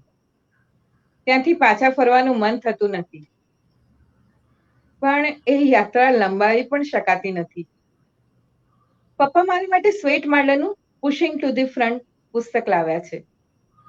આગળ ધસો એનો ગુજરાતી અનુવાદ છે. પપ્પા કહેતા હતા કે દરેક યુવાને આ પુસ્તક અચૂક વાંચવું જોઈએ. તું મળ્યો તે પછી મારા વ્યક્તિત્વમાં અને મારા વિચારોમાં શો ફેર પડ્યો તેનો વિચાર ક્યારેક એકાંતમાં એકલી બેઠી હોઉં ત્યારે કરી લઉં છું. મારું સંવર્ધન અનુભવું છું અને તારા તરફનો આદર વધી જાય છે. હાલ હું ભરત ગૂંથણ કરું છું. છાપેલા મોરને ટાંકા ભરું છું. સ્વેટ માર્ડનનું એ પુસ્તક મેં વાંચ્યું છે. ઉપયોગી છે. મને ટહુકો સંભળાય છે વારંવાર. હું પંખીની કલ્પના કરું છું એ જ ક્ષણે તું કોઈ ગીત ગાતી દેખાય છે. તારો ભરત ગૂંથણનો શોખ ગમ્યો મને. ચિતરેલા મોરને ટહુકતા કરવા એ કઈ જેવી તેવી વાત નથી. સોયના ઘા ખમ્યા પછી, આર પાર વિંધાયા પછી પણ એ મોર કળા કરતો દેખાય તેમાં કેટલું મોટું જીવન સત્ય પડેલું છે. પંખાની આસપાસ રચાય એ જ પંખી. અપૂર્વ, મધરાત વીતી ચૂકી છે. ઉઘાડી બારી પાસે જઈ હું ઊભી રહું છું. બહાર નજર કરું છું. આજ્ઞાઓની પાલખી કોઈ આમથી તેમ લઈ જઈ રહ્યું છે. કોઈ ન હોવા છતાં કોઈના હોવાનો ભાસ થાય છે. કોઈના ટેરવા મને સ્પર્શે છે અને મારા રોમે રોમમાં ઝરણા ફૂટે છે. શ્રાદ્ધ શરૂ થઈ ચૂક્યા છે. અગાસીઓ પર ભક્ષ્ય માટે ઉડતા કાગડાઓને જોઉં છું કે એક દિવસ એકાદ કાગડો આંગણાના વૃક્ષ પર બેસીને તારા અહીં આવવાની આગાહી કરતો બોલવા લાગે તો કેવું સારું. મને ખબર છે કે કાગડો બોલે એટલે તું આવે એવું નથી. પત્ર પૂરો કરું તે પહેલા વૃક્ષનું એક પાંદડું ઉડતું ઉડતું આવીને આ કાગળ પર પડ્યું. જોયું તો પીપળાનું પાન. ક્યાંથી આવ્યું હશે? તારી હોસ્ટેલના રૂમની બારી ખોલતા જે પીપળો દેખાય છે તેનું કોઈ સગું થતું હશે? મને એકાએક તારી ચિંતા કેમ થાય છે? તું સલામત તો છે ને? હોસ્પિટલના બિછાને પડ્યો પડ્યો આ પત્ર લખી રહ્યો છું. બાજુમાં પલ્લવી બેઠી છે. મારા જમણા પગે પ્લાસ્ટર છે. અકસ્માત થયાને આજે 6 દિવસ થયા. આ વાંચીને તને ચિંતા થશે તે હું જાણું છું, પણ પત્ર ન લખું તો પણ તને ચિંતા તો થાય જ ને. બન્યું એવું હતું કે એક મિત્રના ફાર્મ પર એક નવી વનસ્પતિ જોવા અમે ગયેલા. હું મિત્રના સ્કૂટર પર બેસીને ગયેલો અને પાછા ફરતા એક કારે અમને ટક્કર મારી. અમે ફંગોળાઈ ગયા. મારો મિત્ર તો સલામત રહ્યો, પણ મારા જમણે પગે ફ્રેક્ચર થયું છે. હજી 10 દિવસ હોસ્પિટલમાં રહેવું પડશે. બેન પલ્લવી હોસ્પિટલમાં રોકાશે. એ આટલી બધી લાગણી ભીની છે તેની મને ખબર નહોતી. આપણને કોણ કેટલું ચાહે છે તેની ખબર આવે વખતે જ પડતી હોય છે. મને ખાતરી છે કે આ વાંચીને તું અહીં દોડી આવવાની છે, પણ એવું ન કરતી. અભ્યાસમાંથી તારો દિવસ વપરાશે. તને મળીને અહીં પહોંચી છું, છતાં જાણે હજી તારી પાસે જ છું. તને જ્યારે જ્યારે મળું છું ત્યારે મારામાં એક જાતની સબરતા અનુભવું છું. લાગે છે મારામાં કશો ખાલીપો છે જે તારા થકી પૂરાય છે. મને રિક્ષામાં બેસાડતા પલ્લવીએ ભાવપૂર્વક પૂછી લીધું, તમે મારા ભાભી બનશો? હું એટલી રોમાંચિત થઈ ગયેલી કે મેં માથું હલાવીને એને હા પાડી. તેનો ખ્યાલ તો મને પાછળથી આવ્યો. મને હોસ્પિટલમાંથી રજા મળી ગઈ છે. પ્લાસ્ટર ખુલી ગયું છે અને પગમાં કશી તકલીફ નથી. દિવાળીની રજાના કારણે અને પગનું જતન થાય તે માટે ગામ આવતો રહ્યો છું. તારી સૂચનાનો અમલ કર્યો, બસ. તને દિવાળી કાર્ડ ન મોકલું તો ચાલશે? પલ્લવી કહેતી હતી કે અહીં શહેર જેવા સરસ કાર્ડ મળતા નથી. મેં એને પોસ્ટ કાર્ડ પર જેવું આવડે તેવું ચિત્ર બનાવવાનું કહ્યું છે. એ ચિત્ર છે તો તને મોકલીશ. પ્રિય અપૂર્વ, નવા વર્ષના પ્રારંભે તને શુભેચ્છાઓ પાઠવું છું. હું એવું નથી માનતી કે આવા એક ચોક્કસ દિવસે શુભેચ્છા પાઠવવી જરૂરી છે. ઔપચારિકતા નિભાવું છું, બાકી તારા માટે મારું હૃદય ક્યારેય શુભેચ્છા વિહોણું હોઈ શકે જ નહીં. નવું વર્ષ આરંભાય છે, પણ સમય આરંભાતો નથી. ઘડિયાળના ટકોરે વર્ષ બદલાય છે, પણ સમયને સાંધો હોતો નથી. સમયનું બીજું નામ છે સતત. એને આરંભ કે અંત નથી. ઘડિયાળ પ્રમાણે સમય ચાલતો નથી, સમય પ્રમાણે ઘડિયાળ ચાલે છે. ઘડિયાળ તો અટકી પણ જાય, સમય ચાવી વિના ચાલે છે. ક્ષણ હોય કે સદી, સમય કદી કોઈ કેલેન્ડરમાં પૂરાતો નથી. અકસ્માતને કારણે તારા ઘણા દિવસો બગડ્યા. અભ્યાસ પર અસર થઈ હશે. તારા જેવા કર્મઠ વિદ્યાર્થીને તો આટલો સમય હાથમાંથી નીકળી જાય તે પાલવે જ નહીં.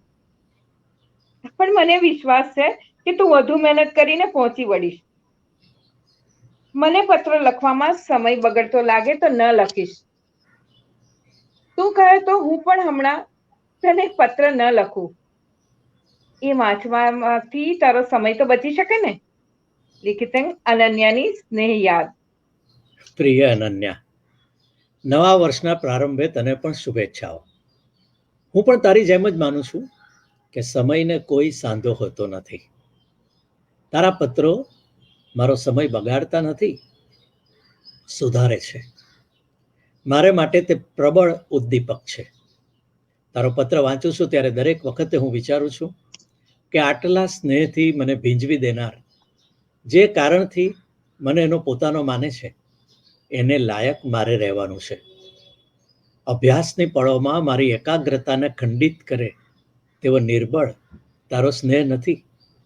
એ સુરુચિપૂર્ણ છે, ઉષ્માવંતો છે.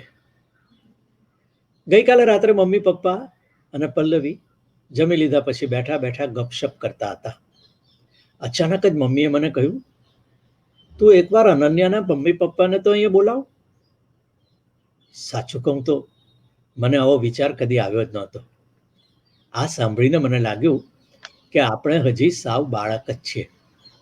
આપણે એકબીજાને મળવામાં તત્પર હોઈએ એટલામાં જ બધું આવી જતું નથી, તેનો મને ખ્યાલ આવ્યો. જાણે હું ઊંઘતો ઝડપાઈ ગયો હોઉં તેવું લાગ્યું. આ બધાથી તો મૂંઝાઈશ નહીં. આ તો કેવળ આપણી સભાનતામાં કોઈ તકલાદી અંશ હોય તો તેને ઓગાળી શકાય એટલા માટે લખું છું. પલ્લવીએ તને મોકલવાના માટે ચિતરેલું કાર્ડ એને ખબર ન પડે તેમ આ સાથે મોકલી રહ્યો છું. પ્રિય અપૂર્વ, હું જાણું છું કે તું મને બરાબર સભાન કરી રહ્યો છે. તારા જેટલું ગાંભીર્ય કદાચ મારામાં નહીં હોય, પણ તારા સ્વીકાર અંગે હું કોઈ દ્વિધામાં નથી. તું મને મારા જીવનમાં ક્યારેક આગંતુક લાગ્યો જ નથી.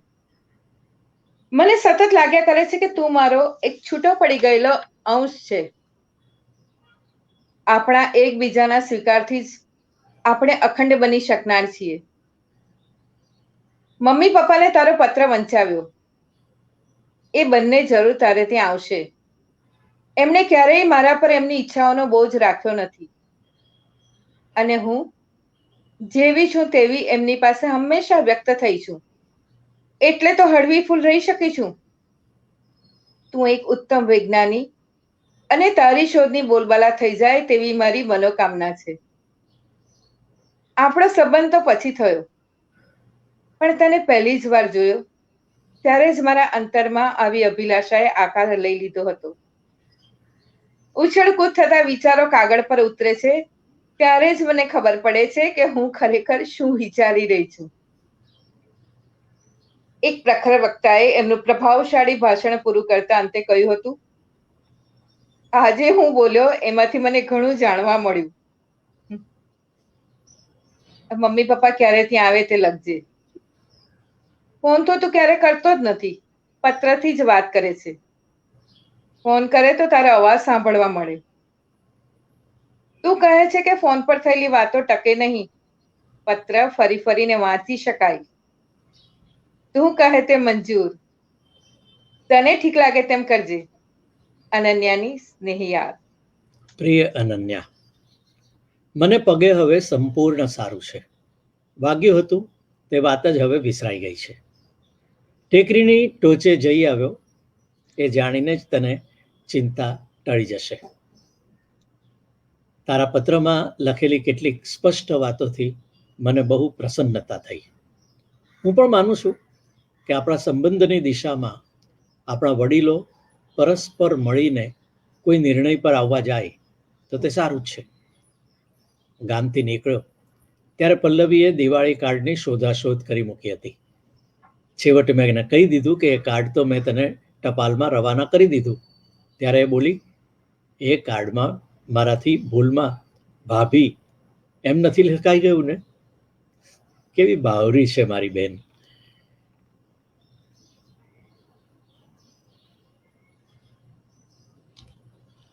તારો પત્ર અને પલ્લવીનો કાર્ડ બંને એક સાથે મળ્યા.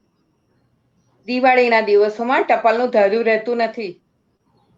શુભેચ્છાઓના ઘોડાપૂરથી ફાટ ફાટ થતી ટપાલ પેટીઓ આ દિવસોમાં હુંફાળી બની જતી હશે. તું હવે સાવ સાજો સારો થઈ ગયો તે જાણી આનંદ થયો. હું અહીં બેઠા બેઠા તને તારી હોસ્ટેલની રૂમમાં પુસ્તકોથી ઘેરાયેલો જોઈ શકું છું. તારી અભ્યાસ વૃત્તિ એટલી તીવ્ર છે કે કોઈ પણ સમયે તું અભ્યાસમાં મન લગાડી શકે છે. હું તારા જેટલી એકાગ્રતા કેળવવા પ્રયત્ન કરી રહી છું, પણ હું રહી સાહિત્યની વિદ્યાર્થીની. ક્યારેક કોઈ કવિતા કે વાર્તા વાંચું અને મન તેમાં રોકાઈ જાય તો પછી તેમાંથી નીકળાતું જ નથી. હમણાં જ એક ચિત્ર પ્રદર્શન જોઈને આવ્યો. કલામાં કેટલું વૈવિધ્ય અને કેટલું ઊંડાણ હોય છે તેનો માતબર અનુભવ થયો. વનસ્પતિ શાસ્ત્રના વિદ્યાર્થી તરીકે હું કદી વૃક્ષને મૂળથી અલગ પાડીને જોતો જ નથી, પણ એક ચિત્રકાર જે રીતે મૂળને જુએ છે તેમાં મને નવીનતા દેખાઈ. વૈજ્ઞાનિક અને કલાકાર વચ્ચેનો ભેદ મને આવે વખતે પરખાઈ આવે છે.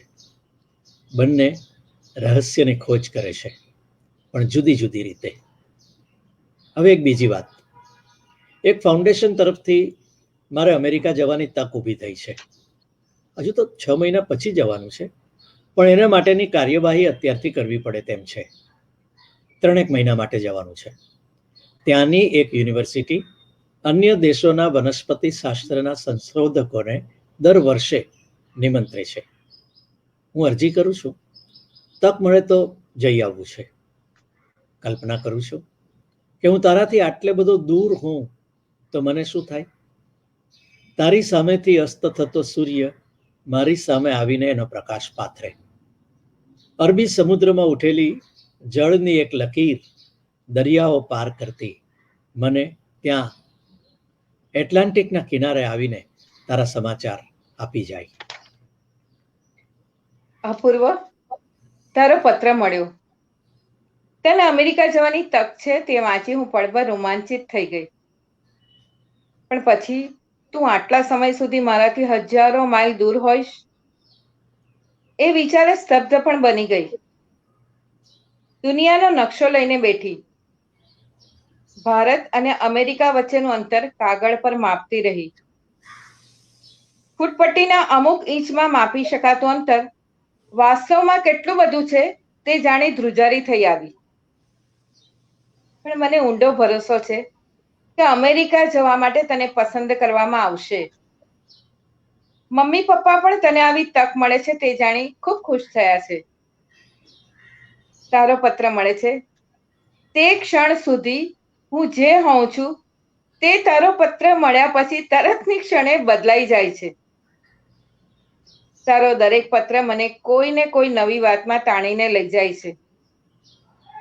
હું મારી આસપાસ સુગંધનો દરિયો હોય એવો અનુભવ કરવા માંડું છું. તારો પહેલો પત્ર મળ્યાને આજે બરાબર 1 વર્ષ પૂરું થયું. તારો એ પત્ર મળ્યો ત્યારે મને શું થયું હતું તે આજે પણ બરાબર યાદ છે. તારી શુભેચ્છાઓ ફળી. અમેરિકા મોકલવાના માટે મારી પસંદગી થઈ ગઈ. એપ્રિલ-મે માસમાં જવાનું થશે. હું અમેરિકા જઈશ તે વખતે તારે તો કોલેજમાં વેકેશન હશે. તું એ વખતે શું કરીશ? મને પત્ર લખવાનું તો ચાલુ જ રાખજે. પ્રિય અપૂર્વ, તારો દરેક પત્ર અધૂરો હોય એવું કેમ લાગ્યા કરે છે? દરેક પત્રના અંતે એવું લાગ્યા કરે છે કે હજી તારે કંઈક વધારે લખવું જોઈતું હતું. પલ્લવીએ પહેલી જ વાર મને પત્ર લખ્યો છે. ભાભી લખીને એણે છેકી નાખ્યું છે અને પછી અનન્યા લખીને સુધારો કર્યો છે.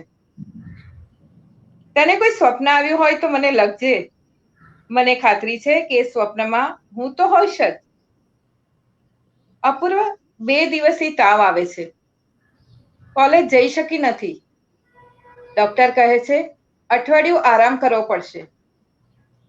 ઠંડીના કારણે શરદી ઉધરસ થઈ ગયેલા. મને એવું હતું કે મટી જશે, પણ એ તો તાવ સુધી વિસ્તર્યા. તારું અમેરિકાનું ગાડું કેટલે પહોંચ્યું તે લખજે. મારી તબિયતની ચિંતા કરીશ નહીં. મેરા દર્દ ન જાને કોઈ. તાવ ઉતરી ગયો હશે અને હવે સાવ સાજી સારી થઈ ગઈ હશે એમ માનું છું. તું બીમારીમાં પણ મને પત્ર લખવાનું ટાળતી નથી તે ગમે છે. મારું સ્મરણ તારે માટે ઔષધનું કામ કરે છે એ જાણીને હું ખુશ થયો. આજ સુધીની મારી સૌથી મોંઘી મીરાત જો કંઈ પણ હોય તો તે તારો પ્રેમ છે. મને સ્વપ્નની કલ્પના નહોતી કે તારા જેવી સુંદર અને સુશીલ છોકરી મને આટલા ઊંડાણપૂર્વક ચાહી શકે. હું હવે સાવ સારી છું. ચિંતા કરીશ નહીં. તારા પત્ર જેવું ઉત્તમ ઔષધ મારા માટે બીજું કોઈ નથી એમ માનજે. તે જ મને સાજી કરી છે.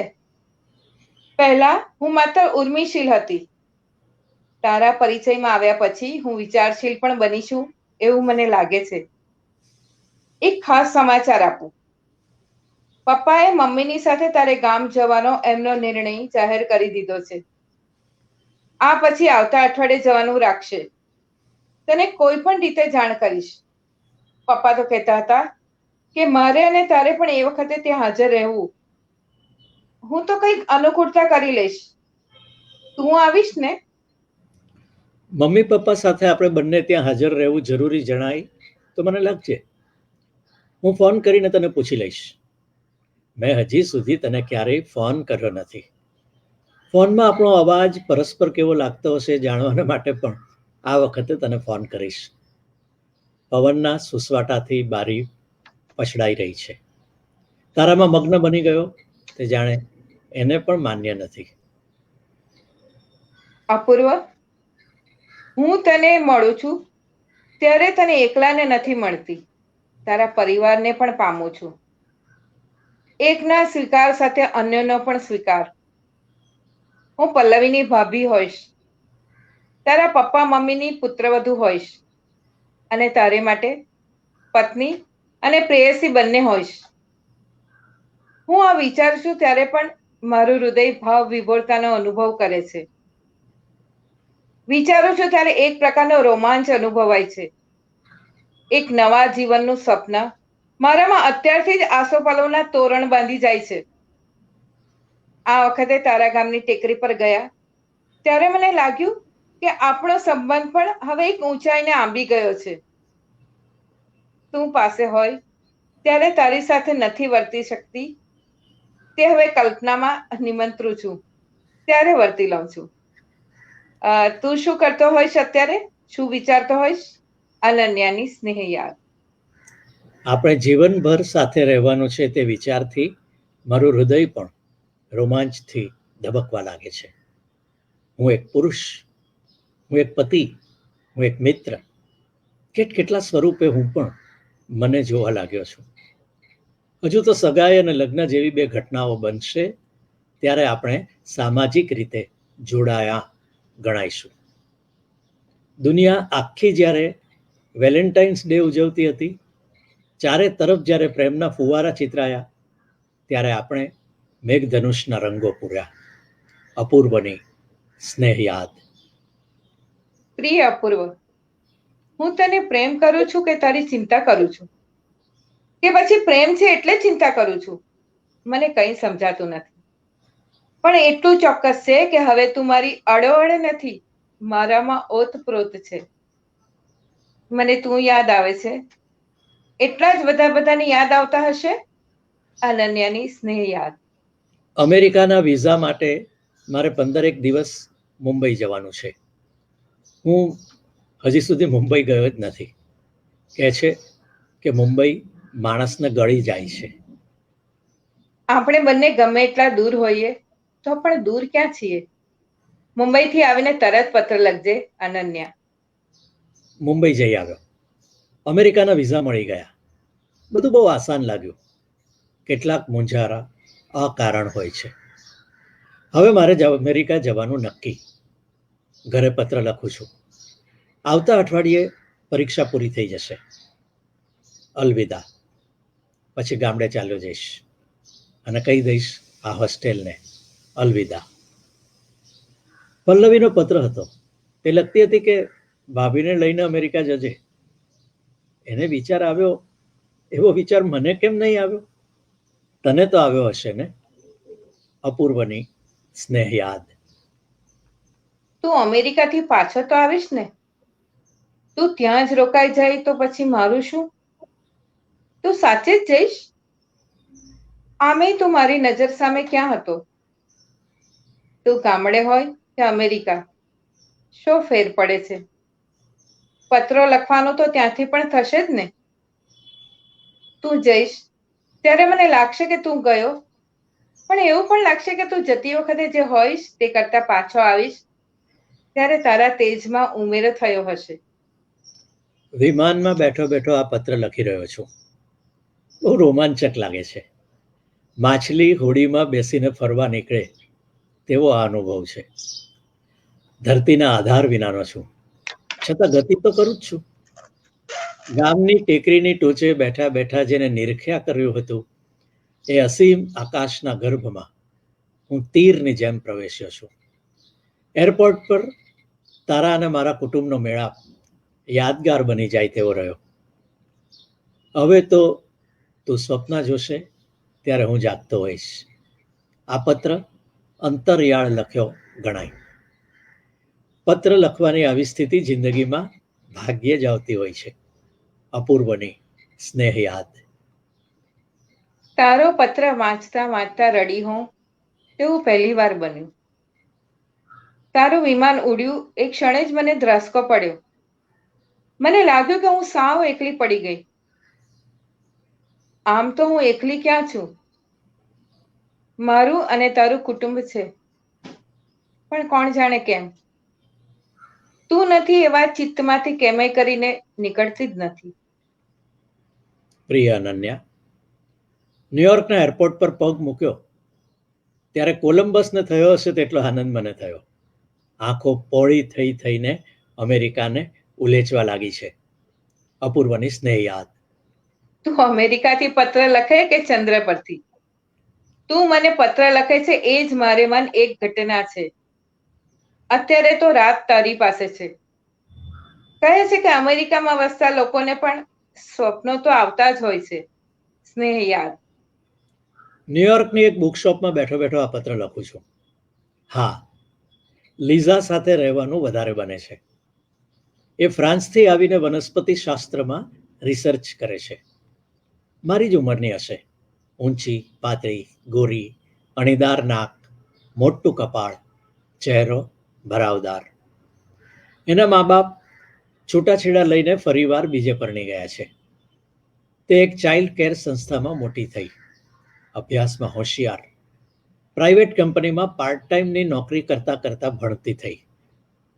લીઝા પ્રેમાળ, હસમુખી અને સંવેદનશીલ છે. એની સાથે રહેવું ગમે છે. એ આખું અમેરિકા ફરી છે. એ મારી સાથે હોવાના કારણે એક અજાણ્યાને પડે તેવી કોઈ મુશ્કેલી મને પડતી નથી. અહીંની છોકરીઓની ત્વચા જાણે મેદાના લોટની બની હોય ને તેવી લાગે છે. શરીર પર પણ જાણે આથો આવી ગયો હોય ને તેવું લાગે. હું તો જે કોઈ પણ છોકરીને જોઉં છું તેની સાથે જ તારી જ તુલના કર્યા કરું છું. લીઝાનો પણ તારી સામે કોઈ ક્લાસ નહીં. અહીં નાનું કશું છે જ નહીં. માણસો મોટા, મકાનો અને દુકાનો પણ મોટી. મારા જેવા એકવડા બાંધાના માણસને હજી સુધી મેં જોયો નથી. તારું નામ લઈને લીઝા મને તારી યાદ અપાવતી રહે છે. એટલે જ મને એ ગમે છે. કોઈ આપણને ગમી જાય તો દરેક વખતે અયોગ્ય ક્યાં હોય છે? અપૂર્વની સ્નેહ યાદ. લીઝા વિશે વાંચીને મને મળવાનું મન થઈ આવ્યું છે. મારે તને જણાવવું જોઈએ કે મને અચાનક લોહીની ઉલટી થઈ. તું ચિંતા ના કરીશ. ખાસ કશું ગંભીર નથી. ડોક્ટર કહે છે કે આવું તો થાય, પણ પહેલી જ વાર બન્યું છે એટલે પૂરતી તપાસ કરાવવી જોઈએ. મને કોઈ ગંભીર બીમારી તો નહીં હોય ને? તું અમેરિકા હોય અને મને કંઈક થઈ જાય તો? હવે એક ખાસ વાત. પરીક્ષાનું પરિણામ આવી ગયું છે. ધાર્યા પ્રમાણે જ ફર્સ્ટ ક્લાસ ફર્સ્ટ. આખી યુનિવર્સિટીમાં હું પ્રથમ છું. હવે હું અનુસ્નાતકની વિદ્યાર્થીની હોઈશ. અનન્યા. પ્રિય અનન્યા, તારી તબિયત અંગે ચિંતા ન કરવાનો તારો આદેશ છે. પણ લોહીની ઉલટી થવી એ કંઈક સામાન્ય ઘટના નથી. લેબોરેટરી રિપોર્ટ આવી ગયા હશે. મને તાત્કાલિક જણાવજે. જોકે તને કોઈ બીમારી નહીં હોય તો નિશ્ચિંત રહેજે. મને હું ચિંતા મુક્ત કરી શકતો નથી અને તને નિશ્ચિંત રહેવાનું કહું છું. આ વિરોધાભાસી લાગે છે, છતાં પણ લખું છું. તું ફૂલ જેવી છે. અરે ભારેખમ વિચારથી પણ નમી પડે એવી. તો પછી તને કોઈ મોટી બીમારી હોય તો તારું શું થાય? લીઝાને તારો પત્ર વાંચી સંભળાવ્યો. એણે મારા હાથમાંથી એ પત્રને ઝૂંટવી લીધો અને પ્રેમથી ચૂમી લીધો અને પછી બોલી, આ છોકરીને મેળવનાર તું ધન્ય છે. કે આ છોકરી તને મેળવીને ધન્ય છે એ હું સમજી શકતી નથી. લીઝાની વાત સાચી છે. અપૂર્વની સ્નેહ યાદ. તું આટલો બધો અકળાઈ જઈશ તેવું નહોતું ધાર્યું. મને કંઈ નહીં થાય, અને ધારી લે કે કંઈ થાય તો તેને હું કે તું ક્યાં અટકાવી શકવાના છીએ? લેબોરેટરીનો રિપોર્ટ આવી ગયો છે. પપ્પા કહે છે હજી બીજા ઇન્વેસ્ટિગેશન્સ બાકી છે. લોહીનો એક નમૂનો મદ્રાસ મોકલ્યો છે. લાગે છે કે કોઈ ખાસ બીમારી હશે. અનન્યાનો રોગ પણ અનન્ય હોવો જોઈએ ને. આજે અચાનક એક એવો સવાલ થયો કે આ દુનિયામાંથી હું છીનવાઈ જાઉં તો? મૃત્યુ અંગે મને ક્યારેય વિચાર આવ્યો જ નથી. મને તો હંમેશા એવું લાગ્યું છે કે હું 100 વર્ષ જીવવાની છું. તું મારે કારણે અમેરિકા છોડીને અહીં આવતો રહે તે મને હરગીઝ મંજૂર નથી. તું ત્યાં જ રહેજે. અહીં ન આવતો એમ લખવું ગમતું તો નથી, પણ એમ જ લખવું યોગ્ય છે. અનન્યા. તારો પત્ર મળ્યા પછી મારા મૂંઝારાનો કોઈ પાર નથી. હું આ ક્ષણે જ તારી પાસે આવી પહોંચું તેવી તીવ્ર ઈચ્છાની સામે અહીંના સંજોગો બળવાન બન્યા છે.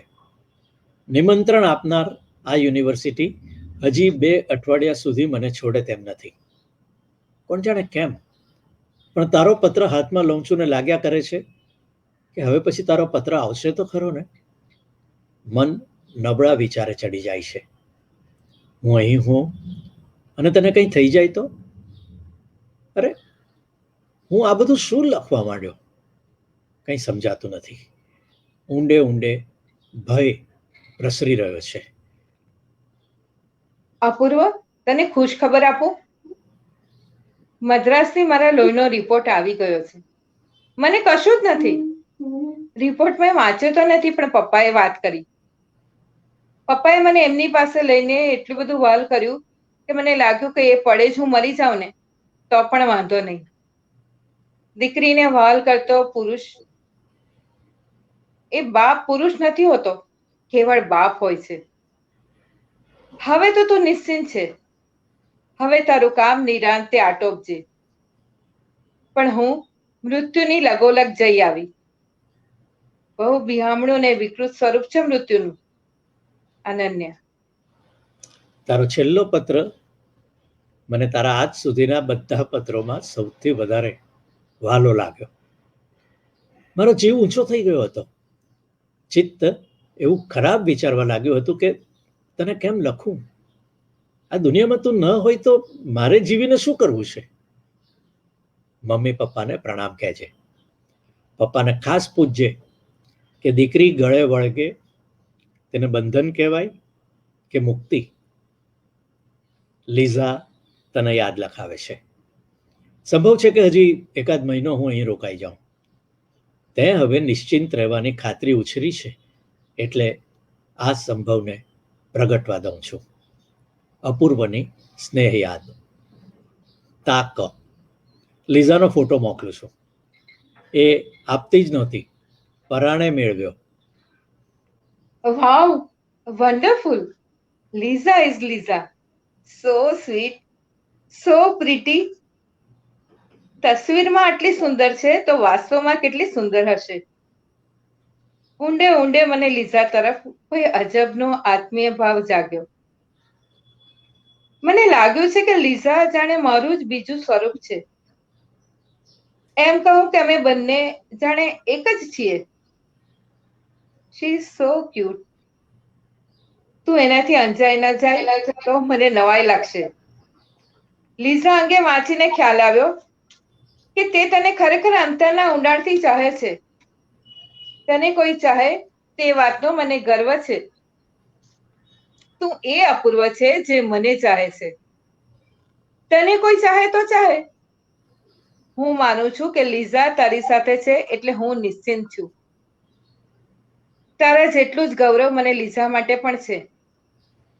એને કહેજે કે ગૌરવ રૂબરૂ વ્યક્ત કરવું છે એટલે તું અહીં આવે ને ત્યારે એને પણ સાથે લેતો આવજે. હવે તારે મને અમેરિકાથી કેટલા પત્રો લખવાના છે? 2? કે 3? તારા આવવાના દિવસો જેમ જેમ નિકટ આવતા જાય છે તેમ તેમ તું વધુ ને વધુ યાદ આવતો જાય છે અનન્યા. બસ હવે તારી પાસે આવી પહોંચવાના દિવસો નજીક આવી ગયા. મેં તારો આગ્રહ લીઝાને પહોંચાડ્યો છે. મારી સાથે લીઝા ત્યાં આવે પણ ખરી. મને કહેતી હતી કે અનન્યા તને પરણે તે પહેલા મારે એકવાર એને જોઈ લેવી છે. એક વાત કહું, તારા છેલ્લા કેટલાક પત્રોમાં મને વિષાદનો સૂર સંભળાય છે. જો આ સાચું હોય તો એમાંથી બહાર આવી જા. જિંદગી સમય છે. આપણે તેને આયુષ્ય એવું નામ આપ્યું છે. આપણે જિંદગીમાં આયુષ્ય નહીં, આયુષ્યમાં જિંદગી ઉમેરવાની છે. હું જલ્દી પહોંચવા માંગુ છું તારી પાસે. તારો જ અપૂર્વ. અપૂર્વ, આજે મને ફરી લોહીની ઉલટી થઈ. ઘરમાં કોઈ નહોતું. મમ્મી પપ્પાને વાત નથી કરી. મારું મન વળી વળીને શંકા કરે છે કે મને કંઈક થયું છે, પણ મને તેનાથી અજાણ રાખવામાં આવે છે. મેં તને અગાઉ લખ્યું હતું તેમ હમણાંથી મમ્મી પપ્પા મારી કંઈક વધુ કાળજી લેવા લાગ્યા છે. મને સમજાઈ રહ્યું છે કે મારી બીમારીનો કોઈ ઈલાજ નહીં હોય. મને ભય લાગે છે ને એમ થાય છે કે હું કદાચ મરી જઈશ તો તારું શું થશે? એ તો ઠીક, પણ આપણે બંને સહિયારી જિંદગીના જે સ્વપ્ન જોયા છે તેનું શું? મેં તો આપણા લગ્નના દિવસે કેવી ડિઝાઇનની મહેંદી મુકાવી એ પણ નક્કી કરી રાખ્યું છે. હું ભયભીત છું અપૂર્વ. મારે મરવું નથી, મારે જીવવું છે. હજી તો મેં જીવન જોયું છે જ ક્યાં. તું આવે ત્યારે લીઝાને અચૂક સાથે લેતો આવજે. મારે તેને એકવાર મન ભરીને જોઈ લેવી છે. મારા અપૂર્વનું આટલા દિવસમાં પરદેશમાં જતન કરનાર મારી અજાણી સૈયરને એકવાર ગળે વળગી ને મળી લેવું છે. એને કહેવું છે, બારણું ખુલ્યું, મમ્મી આવી હોવી જોઈએ, હવે પૂરું કરું. કવરમાં પછી નાખીશ. છેલ્લે કંઈક ખાસ લખવું હતું પણ મગજમાંથી નીકળી ગયું. અનન્યાની સ્નેહ યાદ. તા ક પત્ર બીજે દિવસે ટપાલમાં નાખું છું. કાલે રાત્રે ફરી લોહીની ઉલટી થઈ. મેં કોઈને કહ્યું નથી. પ્રિય અનન્યા, હું આવી રહ્યો છું. લીઝા પણ મારી સાથે આવશે. તું નિશ્ચિંત રહેજે. તારી તબિયતને કંઈ જ થવાનું નથી.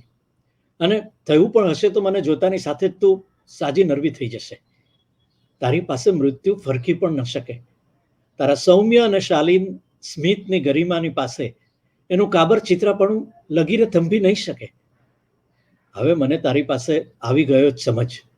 બસ હવે આ મારો અહીંથી લખેલો છેલ્લો પત્ર.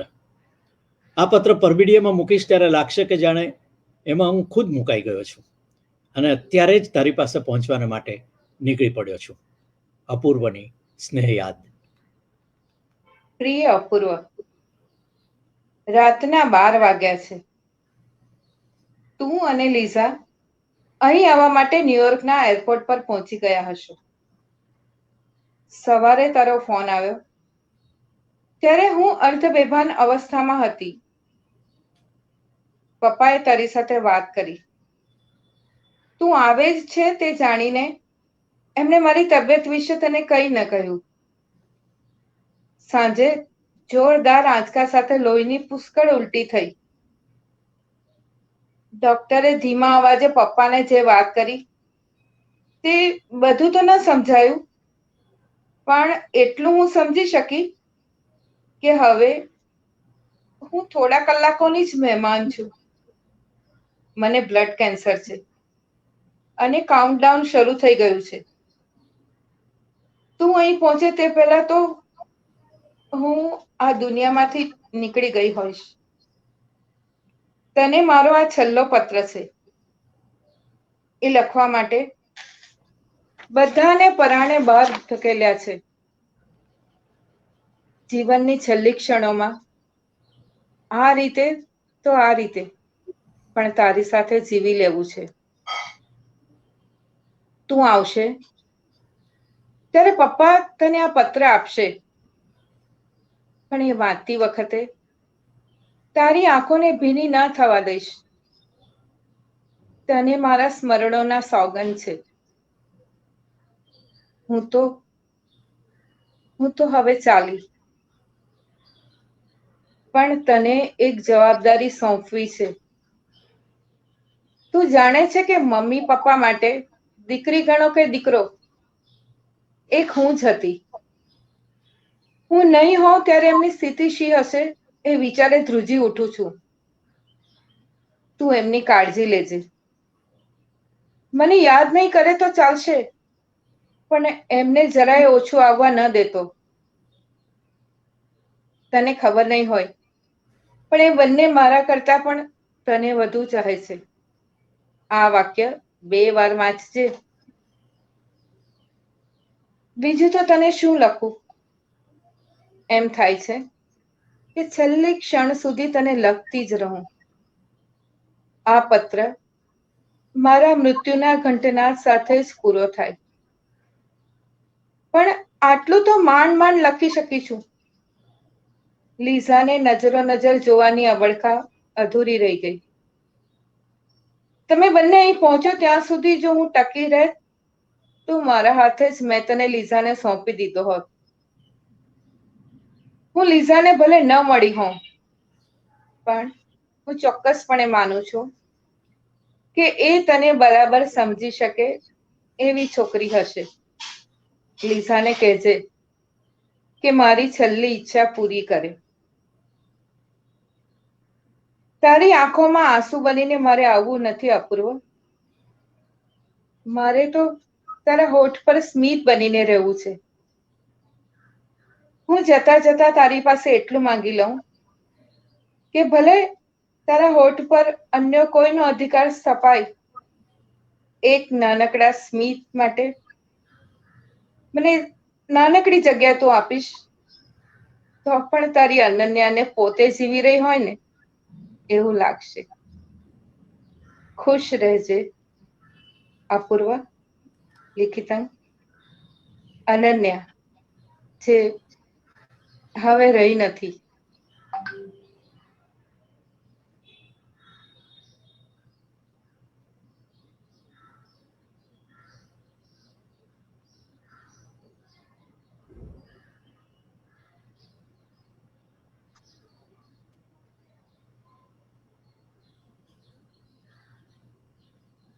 ખૂબ ખૂબ આભાર.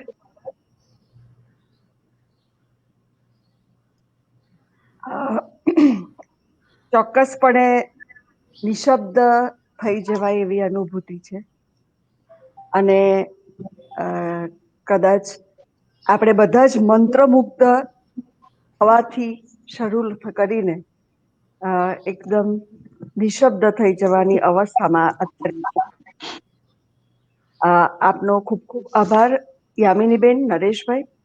એક ખૂબ સુંદર પુસ્તકને કરીને આજે જ્યારે વાંચનની લોકોમાં ટેવ છૂટી રહી છે ત્યારે આપના આ કાર્યક્રમથી લોકો ફરી પાછા વાંચવા પ્રેરાશે એવી મને ચોક્કસ ખાતરી છે. કારણ કે જે સતત લોકો આપણી સાથે જોડાઈ રહ્યા છે અને જે સતત આપણી સાથે એમના પ્રતિભાવ હું જોઈ રહી છું, એમના પરથી મને લાગે છે કે આ કાર્યક્રમ આપનો ખૂબ સફળ થયો. આપનો આ 14મો એપિસોડ છે, એવી આપણે 14મી વખત આ કાર્યક્રમ રજૂ કર્યો. 14મી એ યાદગાર અનુભવ આપણને સૌને મુબારક. અને શ્રી વિનોદભાઈ ફરી પાછા આપણી સાથે જોડાયા છે ત્યારે હવે આપણે આ કવિશ્રીનો કે લેખકશ્રીનો પુનઃ વિસ્તૃત પરિચય પ્રાપ્ત કરીએ અને ત્યારબાદ આપણે શ્રોતાઓના કે દર્શકોના પ્રશ્નોત્તરી અને કવિશ્રીની થોડી કેફિયત સામેલ કરીશું. તો વિનોદભાઈ જોશી, મેં કહ્યું તે પ્રમાણે અગાઉ, બાળપણથી જ તેજસ્વી બાળક, અમરેલી જિલ્લાના બોરીંગણા નામના નાનકડા ગામથી શરૂ થયેલી એમની સફર મા બાપના સંસ્કારો અને કલા વારસાને આગળ લઈને એમને મહારાજા કૃષ્ણસિંહજી યુનિવર્સિટીના પ્રોફેસરથી લઈને એટલે કે 40 વર્ષ સુધી ગુજરાતી ભાષાના અધ્યક્ષ તરીકે એમને સેવા આપી. ત્યારબાદ એમને વાઇસ ચાન્સેલર તરીકે પણ એમાં સેવા આપી. આ એક મેં તમને કહ્યું તે પ્રમાણે એક ઉપર ચડતો ગ્રાફ, એક આદર્શ કેરિયર કારકિર્દી કેવી હોવી જોઈએ એનું ઉદાહરણ છે.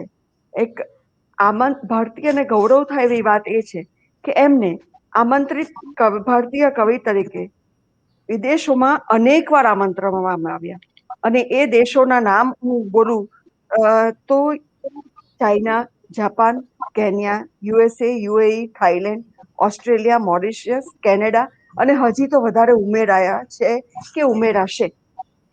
એમને ગુજરાતી રાષ્ટ્રીય સાહિત્ય અકાદમી નવી દિલ્હીના પશ્ચિમ ભારતની ભાષાઓના તેમજ ગુજરાતી ભાષાના પુનઃનિયુક્ત કન્વીનર અને એક્ઝિક્યુટિવ બોર્ડના તેમને સભ્ય તરીકે કામગીરી બજાવી રહ્યા છે. જ્યારે ગુજરાત રાજ્ય સંગીત નાટ્ય અકાદમીના સાંસ્કૃતિક કાર્યક્રમ પ્રમાણપત્ર બોર્ડના સભ્ય પણ તેમણે પોતાની સેવા આપી છે.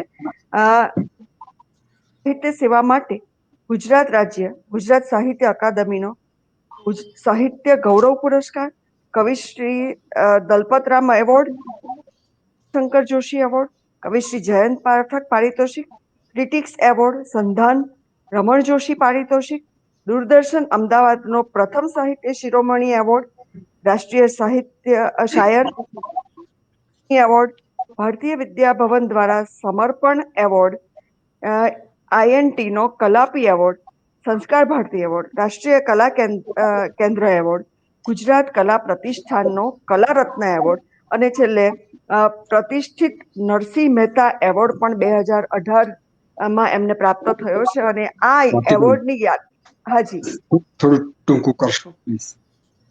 એટલે આ બધા એવોર્ડથી વિભૂષિત કવિશ્રી હવે આપણને કહેશે કે એમની સર્જન યાત્રામાં આ મોડ પીચ કેવી રીતે ઉમેરાયું અને એમનો અનુભવ કેવો રહ્યો. સૌને નમસ્કાર. એક ભાવસભર એવા અનુભવમાંથી બહાર નીકળીને તરત જ વ્યક્તિ કેન્દ્રી બની જવું અને એના પરિચયને માથે ઓઢાડવો એ આ ક્ષણોમાં બહુ યોગ્ય નથી લાગતું. અપૂર્વ અને અનન્યાની સમક્ષ થયા પછી અને એમના ભાવ સેતુને જાણ્યા માણ્યા પછી બસ એવું જ થયા કરે કે હવે નિશબ્દ બની જવું જોઈએ. મનુષ્યની છેવટની જે ઉપલબ્ધિ છે તે આ ભાવ પર સ્થિર થવાની એ ઉપલબ્ધિ છે. મોરપીચ લખાયું આજથી 20-22 વર્ષ પહેલા. મેં પ્રારંભે કહ્યું એમ ભાવનગરના દૈનિક સૌરાષ્ટ્ર સમાચારની એક કોલમ રૂપે મેં એ લખ્યું. સૌરાષ્ટ્ર સમાચારના મેનેજિંગ ડિરેક્ટર દીપક શાહ, એમના ગરવા પત્ની પારુલબેન, એમની એવી ઈચ્છા હતી કે આ છોકરાઓ પત્રો કેવા લખે છે, તમે કંઈ આમ એમને માર્ગદર્શન આપી શકો, આપણા છાપામાં લખો. મને અખબારી લેખનનો કોઈ અનુભવ હતો નહીં, પણ મને થયું કે હું મનુષ્ય છું, ભાવ અનુભવું છું, જગતને જોઉં છું, એને વિશેના મારા નિરીક્ષણો છે. હું બીજા વતી પણ વિચારું છું, કદાચ બીજા વતી હું જીવું પણ છું. તો મારી આ અનુભૂતિને હું પત્રોમાં ઢાળું તો કેવું? અને મેં આ 2 પાત્ર કલ્પ્યા, અપૂર્વ અને અનન્ય. બંને યુવાન છે, બંને ભણી રહ્યા છે, બંનેને પોતાનો પરિવાર છે. એકબીજાના પરિચયમાં આવ્યા પછી ઘણા વખત પછી બંને મળે છે. ત્યાં સુધી તો અપૂર્વે અનન્યાને જોઈ જ નથી. અનન્યાએ અપૂર્વને એક સભામાં બોલતો જરૂર સાંભળ્યો છે. વાત એ છે કે અપૂર્વ ગામડામાં ઉછરેલો મોટો થયેલો અને અનન્યા એક શહેરી છોકરી. પણ ભાવની આડે ગામડું કે શહેર આવતા નથી. એમના સંવેદન તંત્રમાં જે કોઈ સામગ્રી છે એ શહેરની અને ગામડાની જરૂર છે, પણ એ બંને પરસ્પરના પત્રાચારમાં એને કેવી ઓગાળી દઈ શકે એ મારે કરવું હતું. અને એ દ્વારા સમયને અને સ્થળને કેવી રીતે ઓળંગી શકાય અને પ્રેમ નામે એક અનુભૂતિનો સાક્ષાત્કાર કેવી રીતે કરી શકાય, આપણા આસપાસના વિશ્વને અવલોકીને એનું આલેખન પત્ર રૂપે કેવી રીતે કરી શકાય એ મારે કરવું હતું. અને એ મેં આ પુસ્તકમાં કર્યું. પુસ્તક તો પછી પ્રકાશિત થયું, પણ જ્યારે એ કોલમ રૂપે છાપામાં દર અઠવાડિયે છપાય ત્યારે એના વાચકો એનાથી ખૂબ પ્રભાવિત થતા હતા, એ મેં જોયું હતું. આજે આ પુસ્તકના કેટલાક અંશ, એમાંની વાર્તા સચવાઈ રહે એ રીતે યામિનીબેન અને નરેશભાઈએ બહુ સુંદર રીતે વાચિકમથી પ્રસ્તુત કર્યા. બંને નીવડેલા, કસાયેલા કલાકારો છે, એટલે એમની અભિવ્યક્તિ આપણને સંવેદનનો અનુભવ ન કરાવે તો જ નવાઈ. આ સાંભળતી વખતે એક બે વાર મારી આંખોમાં પણ આંસુ તબકી ગયા. જ્યારે આપણને ભાવનો આવો સાક્ષાત્કાર થાય છે ત્યારે જ આપણને આપણો સાક્ષાત્કાર થતો હોય છે, નહીં તો આપણે આપણામાંથી બહાર હોઈએ છીએ. એમણે તો વાચિકમ દ્વારા આપણને આ રચના પહોંચાડી, પણ આ રચનામાં રહેલા જે પત્રો છે,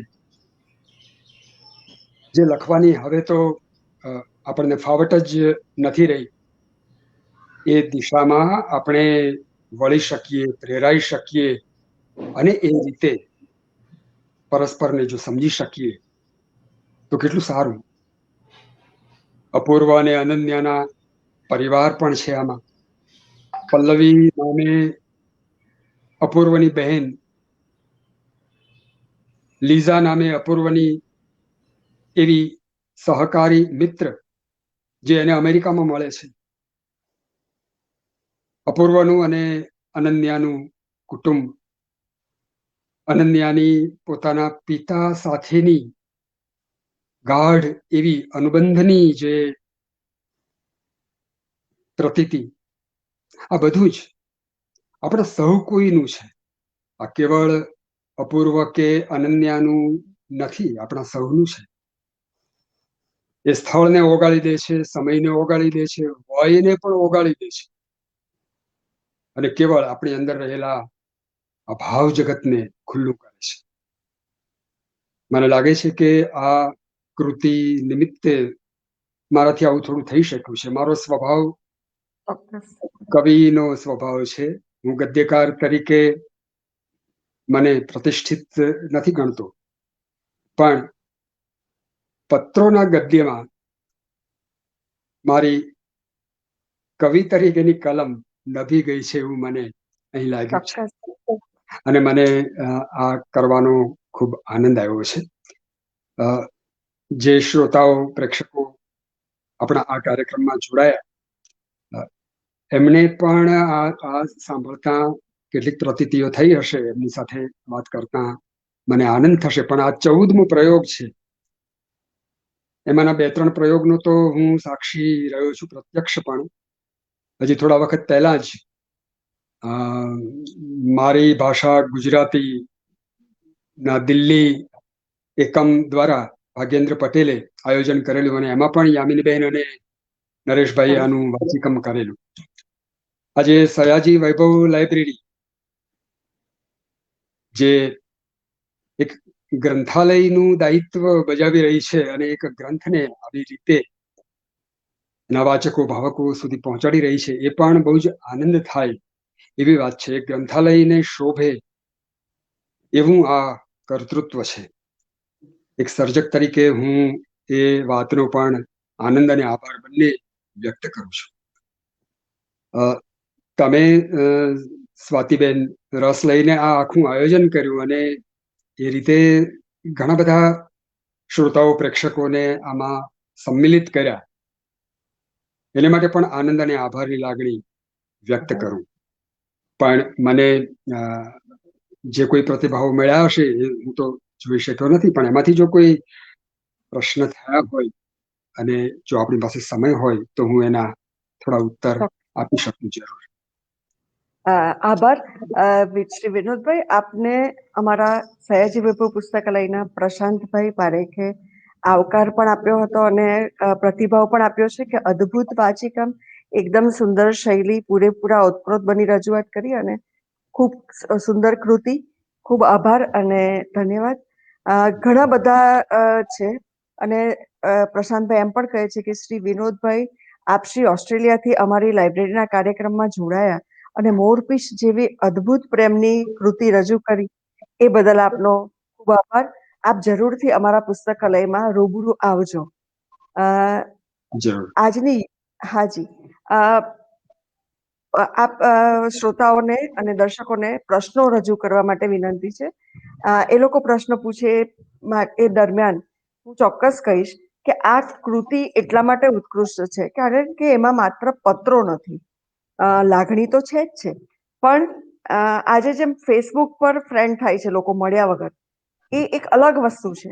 અને આ એક અલગ વસ્તુ એટલા માટે બની છે કે ક્યાંય એમાં પરિવારની કે મા બાપની બાદબાકી નથી કરી.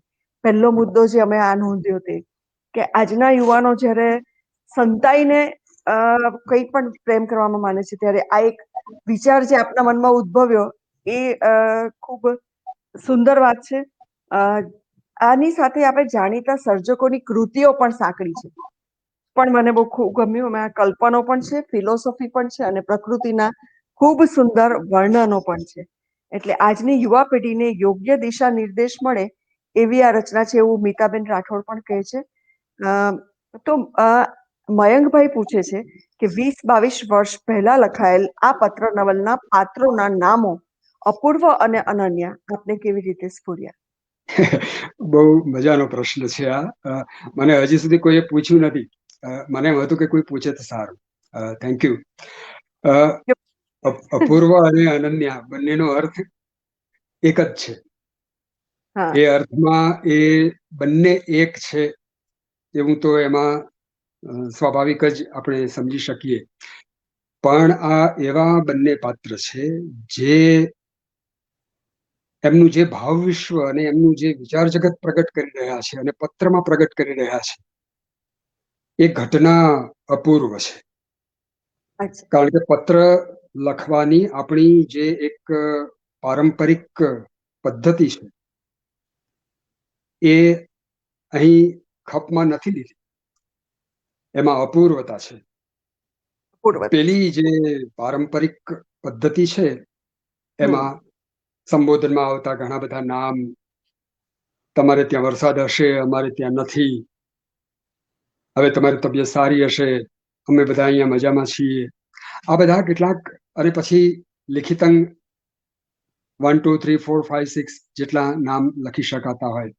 આ આખી પત્રની શૈલીને એક બાજુએ મૂકી દઈને એનું એક નવું રૂપ સર્જવું અને એ દ્વારા માત્ર આપણા ભાવ જગતને અને એમાં વિચાર જગતને સંમિલિત કરીને એક અખિલાઈ રચવી એવું મારા મનમાં હતું. એટલે જો આશય જ આ કૃતિ રચવાનો આશય જ આવી અપૂર્વતા લાવવાનો હોય તો એનું પરિણામ અનન્ય જ હોય. તો એના પાત્રો પણ અપૂર્વ અને અનન્ય જ હોય. તો આ અર્થમાં એ બંનેના નામ છે. ખૂબ સરસ વાત કરી તમે. અને મને પણ એક પ્રશ્ન એ થાય છે કે આ ભાષા જે છે આજે ગુજરાતી સાહિત્ય વિષય સાથે અભ્યાસ કરતા વિદ્યાર્થીઓમાં પણ કદાચ ઓછી જોવા મળે. તો એના માટે આપણે ગુજરાતી ભાષાનું ગૌરવ વધે એના માટે શું કરી શકાય? કારણ કે આપે ભાષા સાથે ઘણા વર્ષ કામ કર્યું છે. એક તો આ તમે પુસ્તક રૂપે ઉદાહરણ એક આપ્યું જ છે, એ સિવાય વાંચવું, એવું વાંચવું જે આપણા વિચારોને ઉત્તેજિત કરે અને આપણા ભાવોને પણ જગાડે. આવું જ્યારે થાય ત્યારે કયા શબ્દથી આ થઈ શક્યું એનું થોડું પરીક્ષણ કરીએ. એક વાક્યની સાથે એવું બીજું વાક્ય પણ મૂકીએ કે જેમાં આ બેમાંથી કયું વધારે અસરકારક છે એની આપણે પરખ કરી શકીએ, તો આપણને ખબર પડે કે અભિવ્યક્તિ માટે કેવી ભાષા વધુ અનુકૂળ છે અથવા તો યોગ્ય છે. આપણે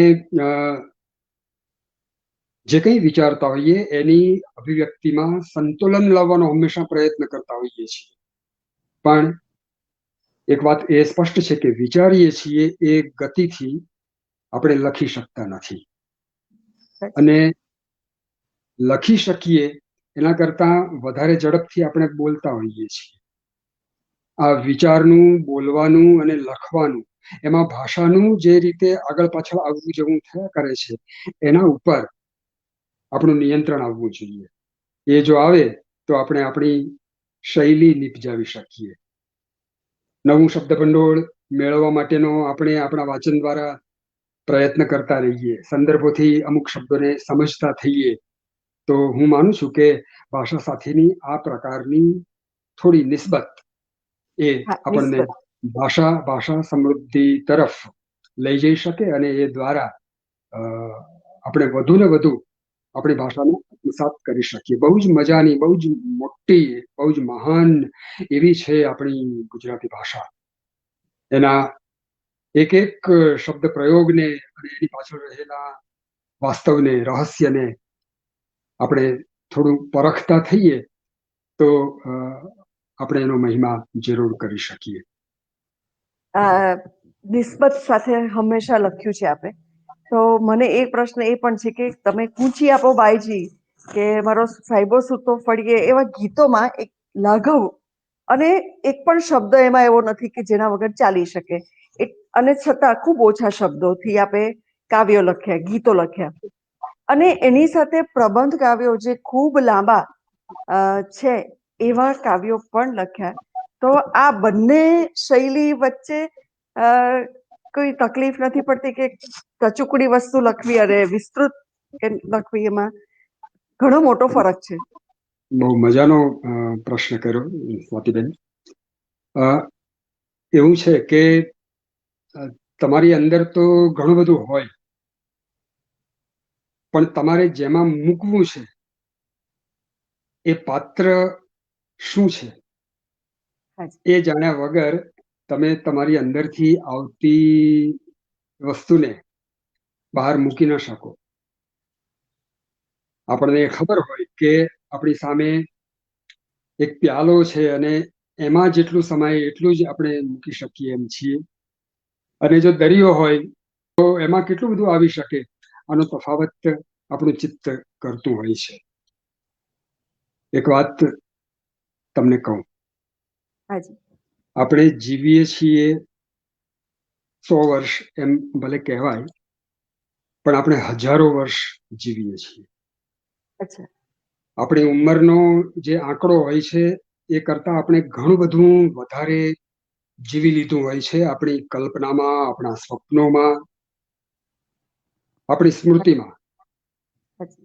આપણી સામેનું વાસ્તવ જે છે એનાથી આપણે એટલા બંધાયેલા હોઈએ છીએ કે આપણે એ કશું વિચાર્યું જ નથી હોતું કે આપણે કેટલું જીવ્યા.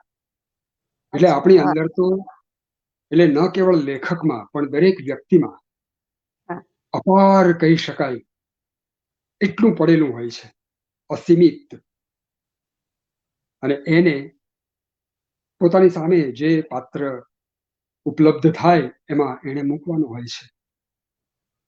હું સ્વભાવે કવિ છું તો કાવ્ય પ્રકારોમાં કામ કરું છું, એટલે કે ગીતમાં કામ કરું, ગઝલમાં કામ કરું, સોનેટમાં કામ કરું. હમણાં તમે કહ્યું એમ દીર્ઘ કાવ્ય, હમણાં સૈરંદ્રી નામનું મારું પ્રબંધ કાવ્ય પણ 2 વર્ષ પહેલા પ્રગટ થયું. 1800 પંક્તિઓનું કાવ્ય છે. તો હું નક્કી કરું છું મારે વ્યક્ત થવા માટેની ભૂમિકા કેટલી જરૂરી છે, અને એ રીતે હું એની રચના કરું છું. કવિમાં આ કાવ્ય સર્જનનો વિવેક અને એની સાથે કાવ્ય સ્વરૂપના નિર્માણનો પણ વિવેક એ હોવો જોઈએ. એવું જ્યારે યોગ્ય રીતે થઈ જતું હોય ત્યારે પરિણામ એનું સારું આવતું હોય છે. ઘણીવાર એવું બને કે રબરને જેમ તમે ખેંચો એમ એ પાતળું પડતું જાય અને પછી હા એમ લાગે કે આ ખેંચવાની જરૂર નહોતી, આ તો તૂટી જશે. તો આ ખબર પડવી જોઈએ, સર્જકને જ આ ખબર પડવી જોઈએ કે જે એ વ્યક્ત બહુ કરવું છે સાચી શા માટે છે. બહુ સાચી વાત કરી. તો આજના સર્જકો વતી મારે પ્રશ્ન પૂછવો છે કે આપ જ્યારે લખો છો એટલે સામાન્ય રીતે એવું બનતું હોય છે કે આપણે તમે લગભગ ગાઈને લખ્યા છે ગીતો, એટલે આમાં ફરીથી પાછું લખવાનો ઉપક્રમ આપ રાખો છો કે પછી એક પ્રથમ જે પ્રયાસ છે એ જ અંતિમ હોય છે? કારણ કે ઘણી વખત અમને એવી સલાહ મળતી હોય છે કે તમે વારંવાર એકની એક વસ્તુ લખો તો એ ઘૂંટાય, અને એવું બધા માટે શક્ય નથી હોતું. ઘણા એક પ્રથમ પ્રયાસે જ લખી શકતા હોય. એવું છે કે જ્યાં સુધી તમારે જેમાં લખવું છે એ કલા પ્રકારમાં જે લખાયું છે એનો પરિચય, એ પરંપરાની જાણકારી ન હોય ત્યાં સુધી એમાં સારું પરિણામ લાવી ન શકાય. મારે કવિતા લખવી હોય તો, અને ગુજરાતી ભાષામાં હું જ્યારે લખું છું ત્યારે ગુજરાતી કવિતાની પરંપરા મેં આત્મસાત કરેલી હોવી જોઈએ. મને એ ખબર પડવી જોઈએ કે હવે મારે શું નથી લખવાનું, મારે શું લખવાનું છે એ નહીં, પણ જે નથી લખવાનું એની મને ખબર પડે તો હું મારી સર્જકતાને સંકોરી શકું.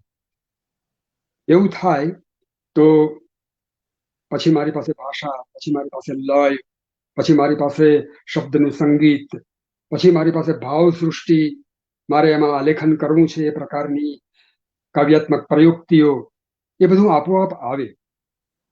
મહાવરાથી પણ આવે, સહજ રીતે પણ આવે. પણ જ્યારે ભાષામાં લખીએ છીએ ત્યારે આ સહજતા પૂરેપૂરી આવે એવું કહી શકાશે નહીં, કારણ કે ભાષા પોતે જ અસહજ છે. ભાષા પ્રાકૃતિક નથી, આપણી બનાવેલી છે. આપણી બનાવેલી હોવાને કારણે એમાં પૂરેપૂરી નૈસર્ગિકતા આપણે લાવી ન શકીએ. પણ નૈસર્ગિક અનુભવની વધુમાં વધુ નજીક આપણે એને ચોક્કસ લઈ જઈ શકીએ. ભાષા છે એ સ્પેસ શટલનું કામ કરે છે.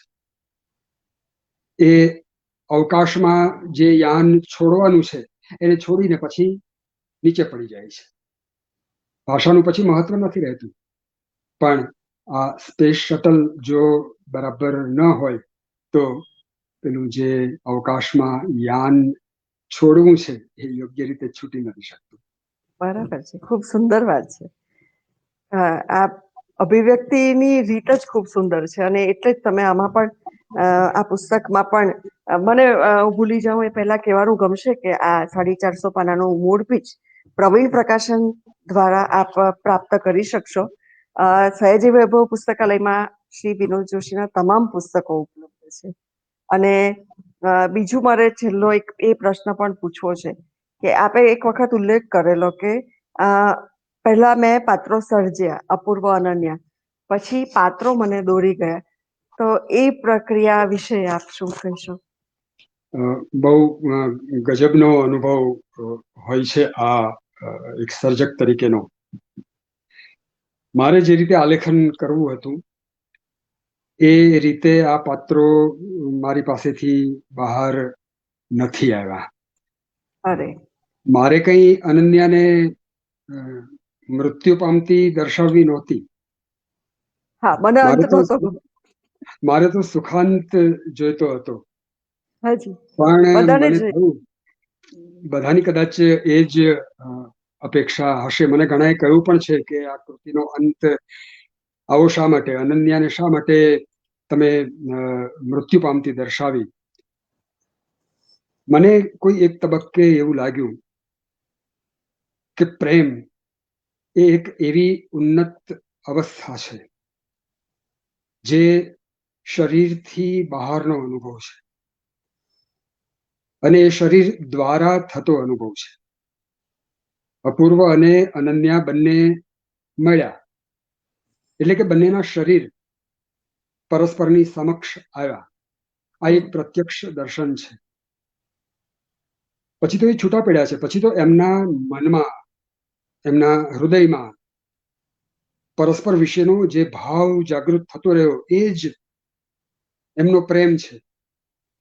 અને એ ઊંચાઈએ પહોંચે કે જ્યાંથી ફરી પાછા એને હું શરીર ના સંદર્ભમાં લાવીને મૂકી દઉં તો હમ આખી વાત કદાચ સામાન્ય બની જાય. મને મારા પર એ ભરોસો નહોતો. એક સર્જક પાત્રોમાં કેવી રીતે આમ દોરાઈ જતો હોય છે, પોતાના હાથમાંથી પાત્રો કેવી રીતે છૂટી જતા હોય છે, એનો આ મને અનુભવ છે. એકાંતમાં હું આ પાત્રોને પૂછી જોતો કે હું હવે તમારું શું કરું, અને મને કઈ જવાબ ન આપતા. મને એ કદાચ એવું કહેતા કે અમારું જે થાય તે અમે જાતે નક્કી કરશું. અરે વાહ. તો હું લગભગ આટલો અતંત્ર હતો. મારું કોઈ નિયમન એમના પર નહોતું. એટલું જ નહીં, મને ખુદને આ પાત્રો એક વખત તો બહુ સાચા લાગવા માંડ્યા. મને થયું કે ખરેખર અપૂર્વ અને અનન્ય છે અને એકબીજાને પત્ર લખે છે. આ શ્રેણી 2-2.5 વર્ષ ચાલી. એક બે દિવાળી વચ્ચે આવી ત્યારે મારા સરનામે અપૂર્વ અને અનન્યા પર દિવાળીની શુભેચ્છાના કાર્ડ પણ આવતા. અરે તો મને ખ્યાલ આવ્યો કે આના જે વાચકો છે એ પણ આ પાત્રો સાથે આવી એકાત્મતા અનુભવે છે. અરે વાહ. જયારે મેં તપાસ કરી ત્યારે મને ખબર પડી કે એમાં તો વિવિધ વય જૂથના વાચકો પણ હતા. એમાં 70, 75, 80 વર્ષ સુધીની વયના વાચકો પણ હતા અને યુવાન વાચકો પણ હતા. ત્યારે મને કદાચ પહેલી વાર એટલા ઊંડાણથી એ પ્રતીતિ થઈ કે પ્રેમ એ દેશ, કાળ, વય આ બધાથી પર છે. અત્યારે હું આ વાત કરી રહ્યો છું ત્યારે હું ઓસ્ટ્રેલિયામાં મેલબર્નમાં બેઠો છું. લોકડાઉન છે અને લોકડાઉનમાં હું કેટલો ખુલીને સીમાઓ વિશ્વના તોડીને પ્રેક્ષકો, શ્રોતાઓ સાથે વાત કરી રહ્યો છું, ને મારા ભારતીયો મને સામે બેસીને સાંભળી રહ્યા છે. આપણી અનુભૂતિનું જગત આટલું વિશાળ, આટલું વ્યાપક છે, અને એને સર્જકતાથી જો આ રીતે વ્યક્ત કરીએ તો ક્યારેક એને એવો સુવર્ણ સ્પર્શ મળતો હોય છે કે જે આપણને આહ્લાદ પમાડે. મને લાગે છે કે મોરપીંછ એ એવી આહ્લાદ પમાડનારી કૃતિ બની શકી. એનું પ્રકાશન થયું, તરત એની બીજી આવૃત્તિ થઈ. પછી પણ ખાસ તો વેલેન્ટાઇન ડે ના દિવસે એ ભેટ આપવા માટે પડાપડી થાય એ રીતે ખરીદાવા લાગી. ત્યારે મને થયું કે આની હવે કોઈ બીજી આવૃત્તિ કરવી જોશે. પણ સ્વભાવની મર્યાદાઓને કારણે હું ઉદાસીન રહ્યો. પણ યામિનીબેન અને નરેશભાઈએ જ્યારે આ વાચિકમના કાર્યક્રમ શરૂ કર્યા અને એ સુંદર રીતે ઝીલાવા લાગ્યા, ત્યારે મને થયું કે ના, હવે એની ત્રીજી આવૃત્તિ તો કરવી જ પડશે. અને એ કરી, અને હવે થોડા સમયમાં ચોથી પણ થશે. મને લાગે છે કે શબ્દ આ રીતે બધા સુધી પહોંચી શક્યો અને એ દ્વારા એક ભાવ જગતને મોરપીંછ દ્વારા ઉગાડી શકાયું. સાચી વાત છે. આપ ઓસ્ટ્રેલિયાથી જોડાયા છો, કેટલાક આપણા દર્શકો જુદા જુદા દેશોથી જોડાયા છે, આરાધનાબેન પણ ઓસ્ટ્રેલિયાથી જોડાયા છે. તો દેશ, સારી કૃતિ, સારા સર્જક માટે કોઈ દિવસ દેશના કે કાળના કે કોઈ સીમાડાઓ નડતા નથી. એનો આપે અમને પ્રત્યક્ષ અનુભવ કરાવ્યો. ઉષાબેન ઉપાધ્યાય પણ આપણી સાથે જોડાયા છે. ખૂબ બધા દર્શકો આપણી સાથે છે. આપને એમના પ્રતિભાવો જરૂર વાંચવા મળશે. અને મારે દર્શકોને એ પણ જણાવવાનું કે આ વાર્તાલાપને આપ યુટ્યુબ પર સયાજી વૈભવ લાઇબ્રેરીના માધ્યમથી જોઈ શકશો. તો આટલી ઉત્કૃષ્ટ કૃતિના ખૂબ શુભેચ્છાઓ કે 4મી, 5મી, 14મી આવૃત્તિ સુધી તો નક્કી જ રાખો. અને આપ આટલી વિનમ્રતાથી અમને આ પરવાનગી આપે. અને યામિનીબેન અને નરેશભાઈએ બિલકુલ નિસ્વાર્થ ભાવે સયાજી વૈભવ પુસ્તકાલયના મનથી યુવાન તમામ મિત્રો માટે વેલેન્ટાઇન ડે ને યાદગાર બનાવવા માટે તમામ પ્રયત્નો કર્યા. એ માટે હું આપ સૌનો ખૂબ ખૂબ આભાર માનું છું, સયાજી વૈભવ પુસ્તકાલય વતી. અને આશા રાખો કે લોકડાઉન ખુલશે ત્યારે આપને અમે પ્રત્યક્ષ મેળવી શકીશું. ત્યાં સુધી રજા લઈએ. ધન્યવાદ.